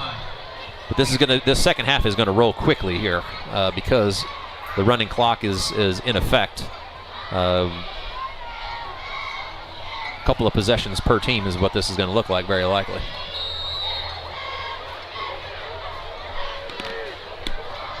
So Tennessee High's first possession of the second half. Dowdell is the running back. Takes it straight up the middle, finds a nice little crease there. That formation we're so familiar with at this point. Yeah, and again, it's interesting because week to week that has changed. I know. Again, obviously different personnel and the groupings are a little different, but that they've seemed to find something here with this this set. It's a little bit more spread, and it's a one back set, so everything's not quite as condensed. And Dowdell is really, maybe more than anybody, seems to have really thrived in this one, where he's downhill, one cut runner, but he's got good speed, as you said. And he's always north and south, as you like to coach him. You know, yes. Nothing side to side, everything just downhill. Squared the shoulders. You see again, a little sidestep there. Not a ton going on there. Got a yard or so, so it's going to be a third down here for Tennessee High. One thing about Dowdell, coach's son, right? Obviously, his dad Derek's been on the coaching staff had a brother for a long time. in Trevor Dowdell. Trevor Dowdell playing over at Emory and Henry right now as we speak. Older brother that's playing some college ball, obviously a Viking alum as well. So pretty storied history there with the Dowdell clan here in Bristol. I believe Derek played some football at Austin P. I believe he did, and just great family right there. Three great guys. Yeah. If you have the pleasure to know either of the three of them. A little outright. It looks like Fitz is going to keep that one, and he's going to get to the sideline and going to gain the first down, or real close to it. Maybe an unnecessary roughness. Yeah, late flag, probably after the play. I didn't see. I was watching where Phipps was stepping out of bounds. I missed the actual play. I mean, Phipps is probably a good. Oh, okay. So it's a drop. It was a crackback block or something of that nature. I said I was watching. I was just kind of eyeballing to see if he was going to be able to have the angle to get to the first down. It looks like he does. But I thought maybe personal foul, blindside block on the offense, half the distance, replay third down. I'd like to see where this block takes place, and it's Harkle Road right there. And again, I believe we talked about it last week. That's a block that a few years ago was one of the most common blocks in football. Okay, yeah. And now, all of a sudden, they're really hammering down on the protection of the player, and now, all of a sudden, a block that was legal 3 years ago is illegal now. That's going to get called 100% of the time in the modern game here. I just missed that one as I was watching what he was going. A little high. Ball a little high there. This will bring up the first punt of the night. First punt of the night for Tennessee High, deep in their territory. But again, had the first down, but that illegal block is what killed the drive. Park the Road's open here, but again, Phipps had to try to lay that one over a defensive end that had a hand up. So good defense there, good defense stand by Gate City. And now Hutton's going to kick from his end zone as the clock continues to run.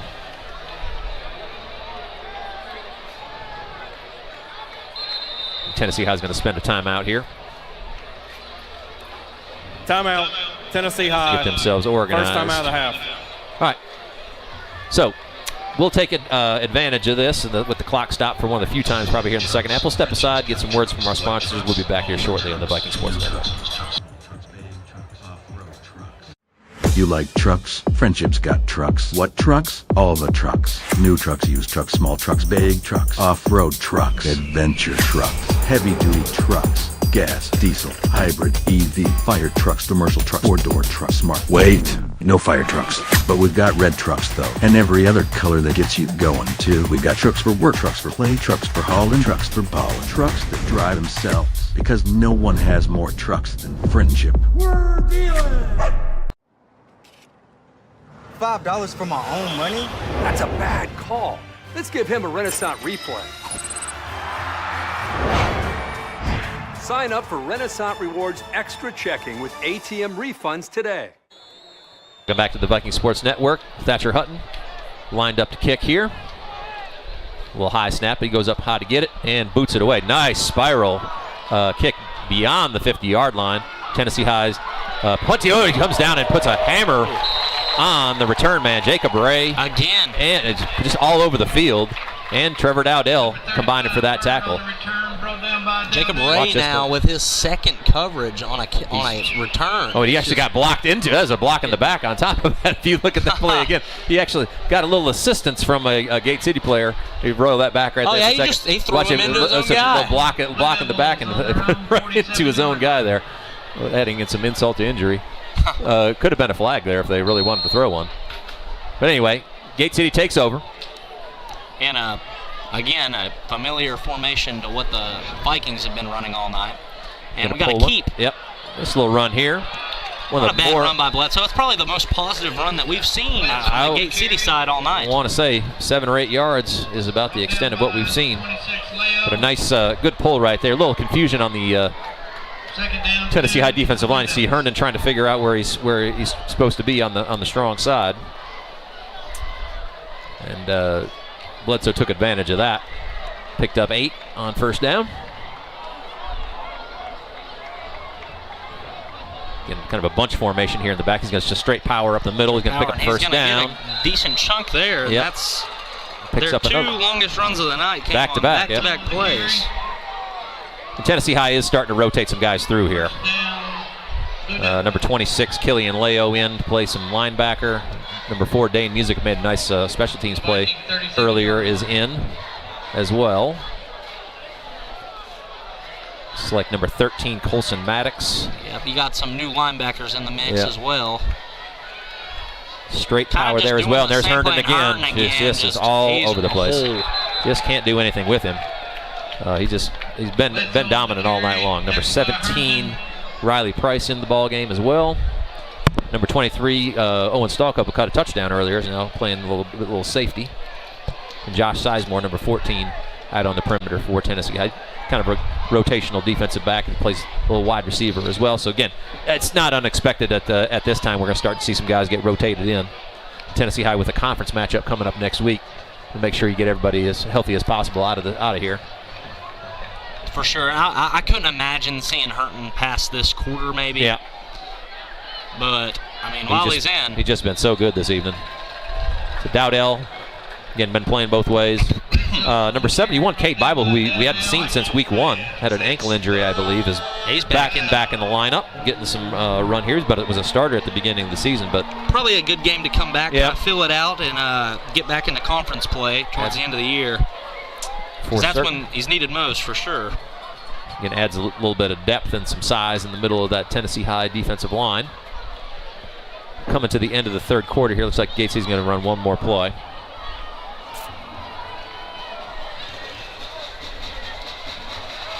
And they will. We'll drop back. Kind of looking deep there. Trying to throw over the top. And it's a nice play, yep. Sizemore just bailed a little too quick and added a lot of room for that receiver to find an opening in it. As you see, he's already lined up about 10 yards off the ball, and guy just kind of drops runs it right underneath him. Yeah, right in there. That's a pretty dangerous play. That ball was in the air a long time. But anyway, first down for Gate City when we come back. Fourth quarter action here on the Viking Sports Network. We will be back here shortly. Last spring, the Tennessee High girls track and field team finished as the state runner-up, led by 3 individual state champions. Ladies and gentlemen, please direct your attention to the 30-yard line. Last spring, the Tennessee High girls track and field team finished as the state runner-up, led by 3 individual state champions. And Tennessee High Athletic Director Barry Wade is with them on the field to recognize their accomplishments this evening. Chase Wolfenbarger won the state championship in the triple jump with a leap of 33 feet 10 3/4 inches. Farron Mears took the state title in the pole vault with a vault of 10 feet 6 inches. She also broke the school record, which had stood for nearly 20 years at last year's sectional meet. Zoe Arrington took home double gold running the 1600 in 5 minutes 7.31 seconds and the 3200 in 11 minutes 15.89 seconds. These were Zoe's third and fourth state championships, as she also won the 3200 her sophomore year and the state cross-country meet last fall. Zoe is the holder of school records in the 800, 1600, 3200, and 5K cross-country race. Ladies and gentlemen, let's hear it for Chase Wolfenbarger, Farron Mears, and Zoe Arrington, 2023 Track and Field State Individual Champions. Welcome back to the Viking Sports Network. First down and 10 for Gate City in the Viking red zone for the first time this evening. Handoff to Smith on the edge. Herndon couldn't quite make that tackle. Maybe the first tackle he's missed all night, but we wouldn't even call that a missed tackle. I would call that Dowdell and Herndon running into each other. It almost looked like Herndon trying to push Dowdell out of the way to get to that tackle. He's like, I want this one. But, yeah. As you see, kind of presses that initial gap, then bounces it outside, and then they just kind of trip over each other. So nice run there by Smith. And Gate City is an unfamiliar territory. Yeah, threatening for the first time this evening. Looks like they're going to score. They're going to get themselves on the board here at the beginning of the fourth quarter. So I would assume at this point, you probably start to see Tennessee High starters on both sides of the ball. And we already have seen that. Tennessee High starters start to rotate out of the ball game. Probably the last series for most of those guys in that scenario.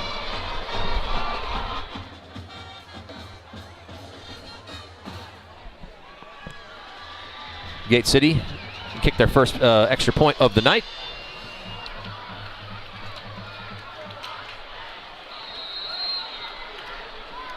Finally, some positivity for the Blue Devils on that drive. A couple of nice runs and a longer pass there to set up that short touchdown run by Bledsoe. And the kick, it's short.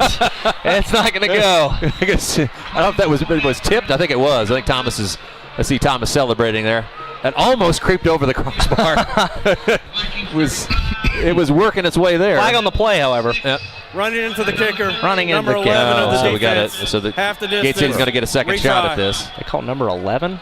I don't think we have a number 11. No, I think that was Thomas there that maybe must have run into him. Let's see, let's check this replay here. Oh, yeah. Oh, wow. That's cheap. Wow, that's a pretty cheap call. One. He kind of landed on his toe right there. I don't know if that's running into the kicker or not. Yeah, okay. So, anyway. Okay. Going to get second opportunity. In fact, Gate City's going to go for two here. The ball placed basically at the 1 yard line. And I don't blame them. They're probably going to go something just quick up the little. Yeah. Just a pitch out to the edge. He's got a guy just. Yep. Oh, it caught it right there. Oh, no. Could not get the feet in bounds. He waited too long to throw that one. I mean, the guy was open immediately. It's just. Didn't quite get it out. He kind of hesitated there for a minute. Good pursuit by the Viking defense there. Made that a tough play. So the try is no good. And Tennessee High gives up its first points of the night. Nice drive there by Gate City, moving the ball down the field. So Tennessee High will take back over here after our kickoff. So we're getting set up for that right now. Again, we're in running clock territory here when the ball's in play.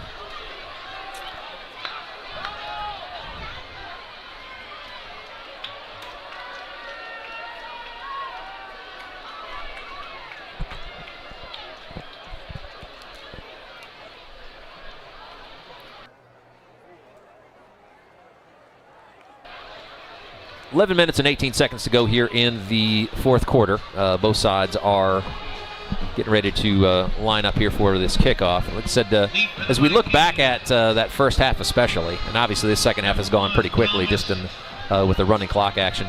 Micah, when you look back at that first half, what stands out for you? I definitely think just the physicality up front and just the dominance of the front seven on the defense, really from the linebackers to obviously mention Jacob Ray and Jayshon Herndon at the defensive end positions, really forcing everything back inside so that our linebackers can make those plays and clean them up, and just overall just sticking to what we've been doing offensively.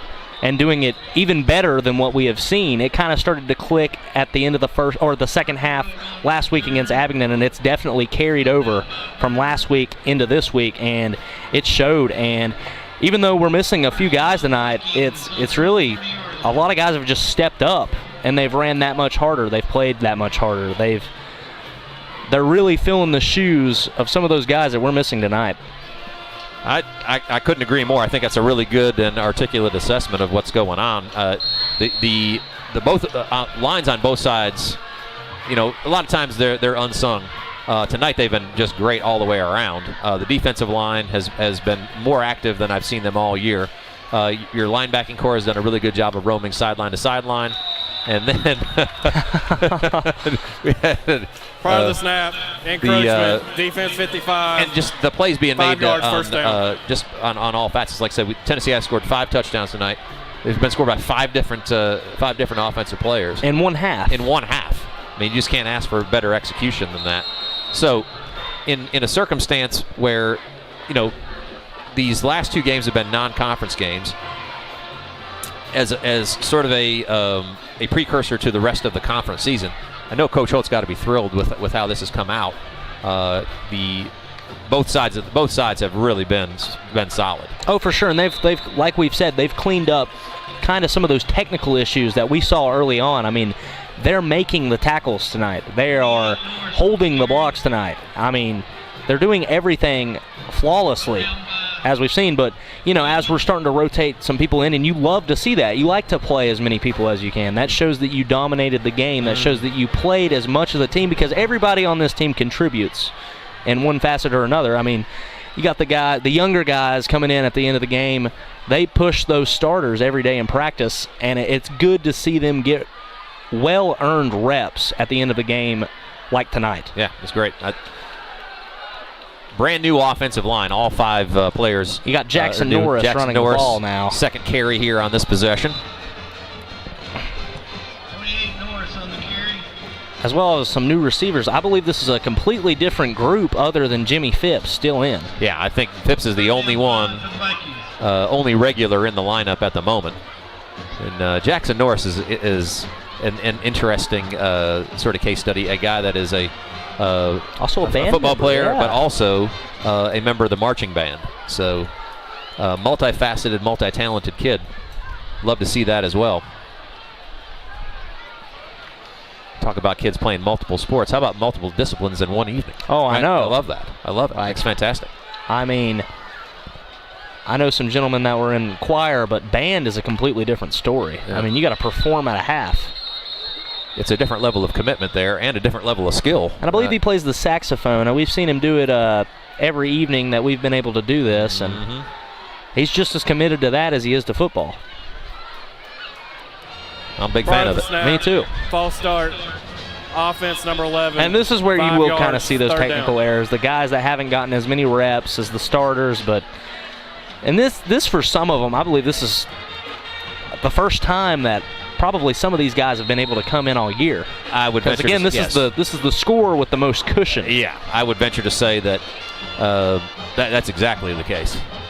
So again, love to see these guys get an opportunity to play in these circumstances. Again, as you said, these guys are the ones going up against the ones every day, and anytime you get them an opportunity to get out there and participate, you got to love that. Got a nice little jet sweep there. Nice run up the middle there by number 17, Riley Price. And we'll have our second punt of the night. Second punt of the night. So Tennessee High content to keep the ball on the ground. Try to run this clock out here this evening. It's a little bit more than 8 minutes to go.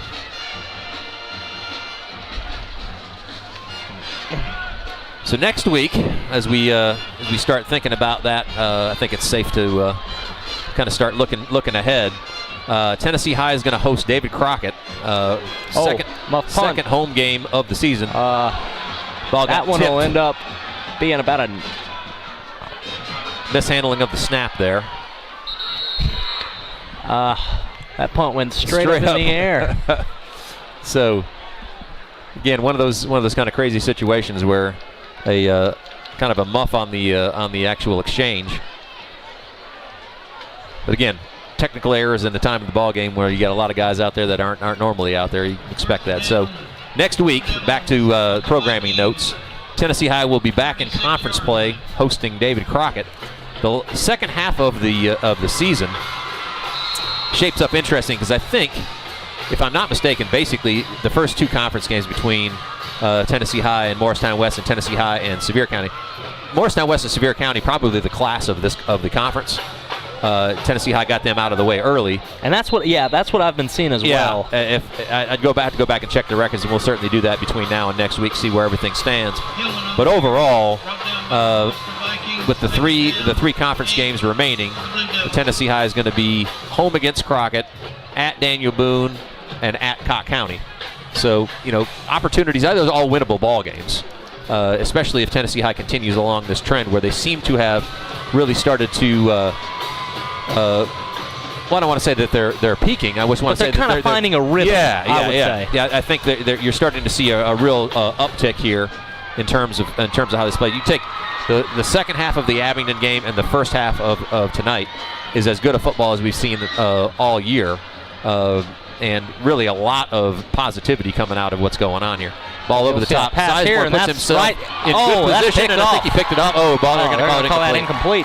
I thought he got under that one. We'll have to check that. It did bobble there, but it looked like he got his hands underneath that from our vantage point. But initially, we'll get a look at the Renaissance replay here. It's a bobble here. Bobble and it hit the ground. Yeah. It hit the ground. That's a good call. Through the hands there, couldn't quite get it secured. Good job there by Sizemore getting that, and that play got quite a bit. They got the right amount of depth as he had help underneath. That ball was a little errant on the throw, and Sizemore had an opportunity. It would have been a really good play for him to make. But again, ball falls harmlessly. 3rd and 8. Gate City on the 34-yard line. And we got movement up front.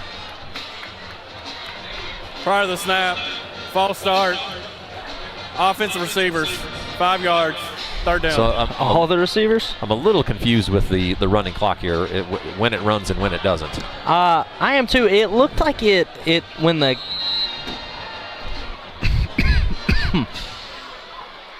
Okay, so and incomplete passes. Or? Yeah, yeah. I mean, so I guess the penalty is where that was. It got a sack here. Nice though. rush here by the Tennessee High front 7. Backups are in, but man, they collapsed the pocket there. 13 Colson Maddox, 76 Jose Gregory, and like 63 is Grayson Swaggerty. Okay. In on the play. Yep. So again, love to see these younger guys get involved. Did a really nice job of pushing the pocket there. Didn't give Bledsoe anywhere to and go. it looks like, Gate City's just airing it out. They're trying to get whatever they can here. Trying to go over the top. They've got something some right here. Right there. Nice play. Dropped it in the bucket, and that's a touchdown. That's a touchdown, yep. Good speed there. And a really pretty pass. You hit the receiver in stride. Can't throw it much better than that. Good, no, that's perfect. Good protection here as well. Had a nice Steps pocket up step into up the, to it. Yep. Just right down right the there. sideline. He's got to, and again, those types of situations, trying to tell your guys defensively, just make sure everything stays in front of you. Yeah, and that's just. But again, good protection there by Gate City, and a really nice toss there by Bledsoe. Found his receiver streaking down the right-hand side. Gate City on back-to-back possessions put some points on the board.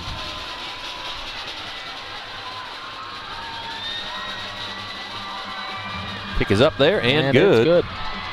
Plenty of leg on that one. So back-to-back possessions for Gate City. Touchdown scored. Tennessee High here get the ball back with 6 minutes to go. All right, as we're setting up for kickoff, we'll step aside here for a minute, get a couple more words from our sponsors. We'll be back here shortly on the Viking Sports Network.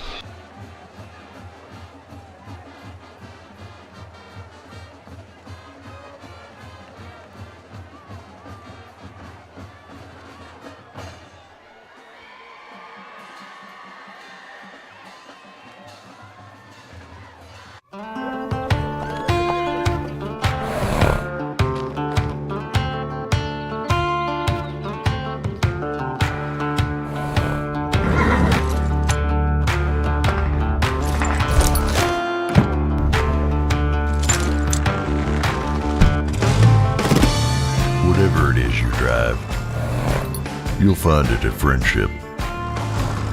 Tell them, Mitch. We're dealing.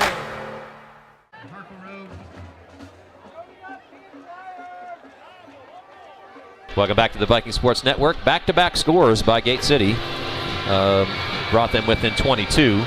Wouldn't be surprised if we saw an onside kick here. I think Tennessee High's kind of set up as in a little bit of a onside prevent here. Still have a couple of players deep in case Gate City decides to kick it long, but you definitely want to have your hands team in here.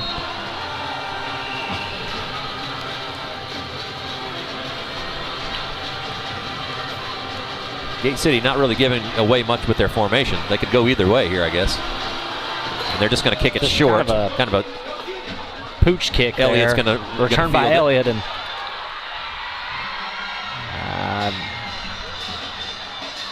no forward progress being called. I know. I was expecting a whistle the second I saw that crowd rush in. It didn't. It wasn't happening.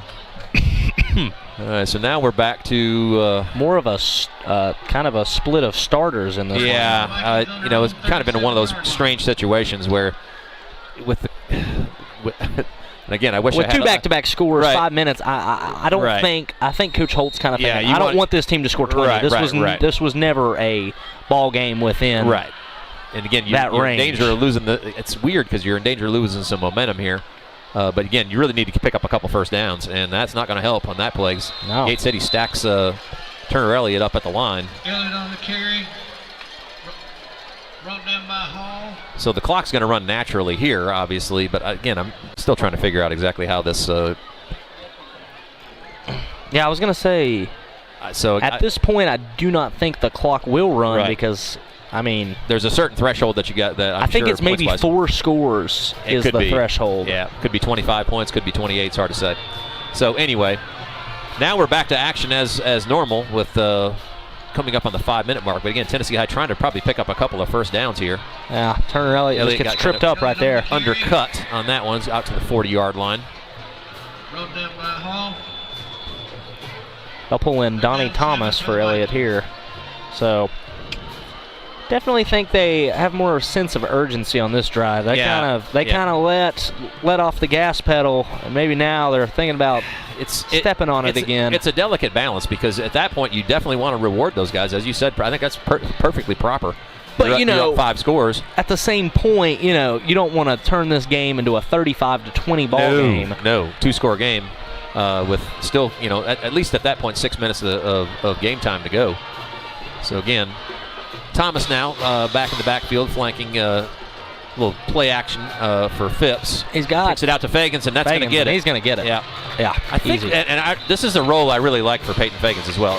Just kind of getting out to the flats and catching those easy balls, but he's got great hands. Yes. I think I've yet to see him drop a pass all year, offensively or defensively. Right. So again, really a guy that I feel like has a nice role within this offense. He's not necessarily a focal point, but he does all the sort of dirty work on that wing back position. He's kind of a fullback of the offense. He just kind of is split out at the wing. He's the one that pulls and wraps on the linebackers. He's the one that kicks out the defensive ends. I have a lot of admiration for that guy because he knows he's not going to get the touches that some of these other guys are going to get, but he's the one doing the dirty work in order for them to run like you just saw. Donnie Thomas just bowling his way through the Gate City defense, broke about 3 or 4 tackles and just would not go down. And again, I think Tennessee High's found something here with Thomas as a feature back. He's just a big, powerful kid. Yeah. I mean, that was one part of his game that I don't think you and I really had seen or were no, I don't think so. No, aware of the athleticism. I mean, you could see the size. Yeah. It's just that when it's utilized, it's completely different in this situation. Certainly not afraid of contact. As he'll jump again right there. And you see our players, they've been doing that all night. Part of the snap, encroachment, defense, Tennessee High, just what the down. doctor ordered here. A couple of first downs, clock continues to run, and now traipsing deeper into Gate City territory.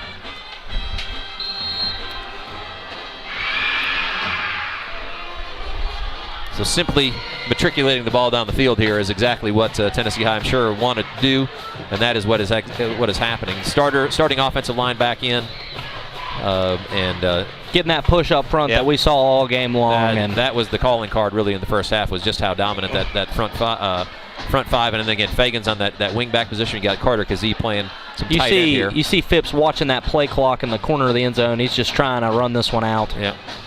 It's Thomas again. Thomas, however, is not trying to run this one out. He's trying to score again. Yep, he's pushing down the sideline there. And he ends up all the way, and I think we're going to end up with a hold here on the perimeter. Yeah. That's happened a lot of times all year long whenever you see these runs get string out to the outside. It's oftentimes a tackle that just kind of gets a little bit of a hold. Right. I think this one's downfield, I think. Holding. Offense number 19. Yeah, wide receiver. 19, Baron Harkle. Obviously, you don't get big runs unless your wide receivers are downfield blocking. But again, getting a little handsy here. I saw it on here. This looked like a pretty good call. Get to the perimeter here, and you see just right. Well, it was just before that. You couldn't see it on the screen. It was a little bit of a grab as that defender was trying to get away. So first down and about 3. So that backs that play up quite a ways. Thomas will take that right up the middle. He'll get the first down. Again, and leaning forward. About one more of those should call it quits. Yeah. I don't know if Gate City does have all 3 timeouts, but probably not apt to use them under these circumstances. I wouldn't see them utilizing them here. So a Friendship first down. Tennessee High doing a good job of keeping the ball control here, and that's like I said, when they've had the starters in tonight, there really hasn't been a whole lot that the Gate City front 7 has been able to do about it. The line has done a great job of getting push, and running backs have been really patient, waiting for those holes to open. We've seen that with Thomas. We've seen that with Elliott. We've seen that with Dowdell. All 3 of those guys having really good nights. There's Thomas up the middle, trying to break a tackle. Can't kind quite. Just shoelace him there. Shoestring tackle. But again, falling forward for another 4 or 5. Really impressed with Donnie Thomas here this evening. I'll be really surprised if we don't see him in the backfield again next week. I'm wondering as we go into next week into conference play with Crockett, who very likely will have better size up front, and then maybe just a few more athletes all around the field. What that situation is going to look like. If we stick with that 2-1 back set, it's worked really well tonight. But that rotation where you can keep those guys fresh really has some potential. They'll kind of string out Trent Dowdell, and he's got an angle. Corner. Cuts inside. He's still on his feet. He's his way into the end zone. So heck of a Trent run. Dowdell wanted one more before this game was over, and what a run. Yeah. Way to stay on his feet, too. Kept his legs driving to his chest, and nice block. Broke a ton of tackles right here. So you'll see him miss the one guy there, spin inside. Guy goes for the ball, and just nobody could wrap him up. Broke 3 tackles on that run. What a run by Trent. Second touchdown of the night for Trent Dowdell, and over 100 rushing yards, if I'm not mistaken. I would venture to say for sure he does. 2 really nice blocks on that play. Edge blocks, one by Carter Kazee and one by Peyton Fagans, sprung Dowdell for the touchdown. Again, he did that last part on his own. So here's Hutton. And that's through. And he's through.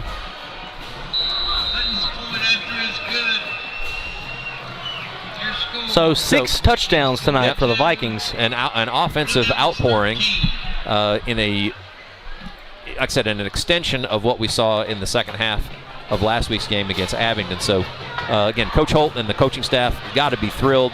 The defense, especially when they had their top guys in there, really just didn't give up anything this evening.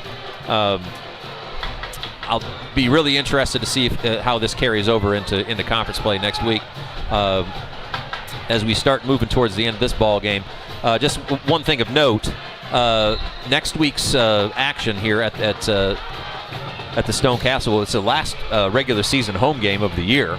Not necessarily the last home game of the year, depending on how things shake out. Tennessee High is certainly a possibility they could host a playoff game here, especially if they stay on this upward trajectory. But last regular season home game, which means it'll be our last broadcast of the year, which is just kind of crazy to think about. I know, it doesn't feel like we've been doing it that long enough.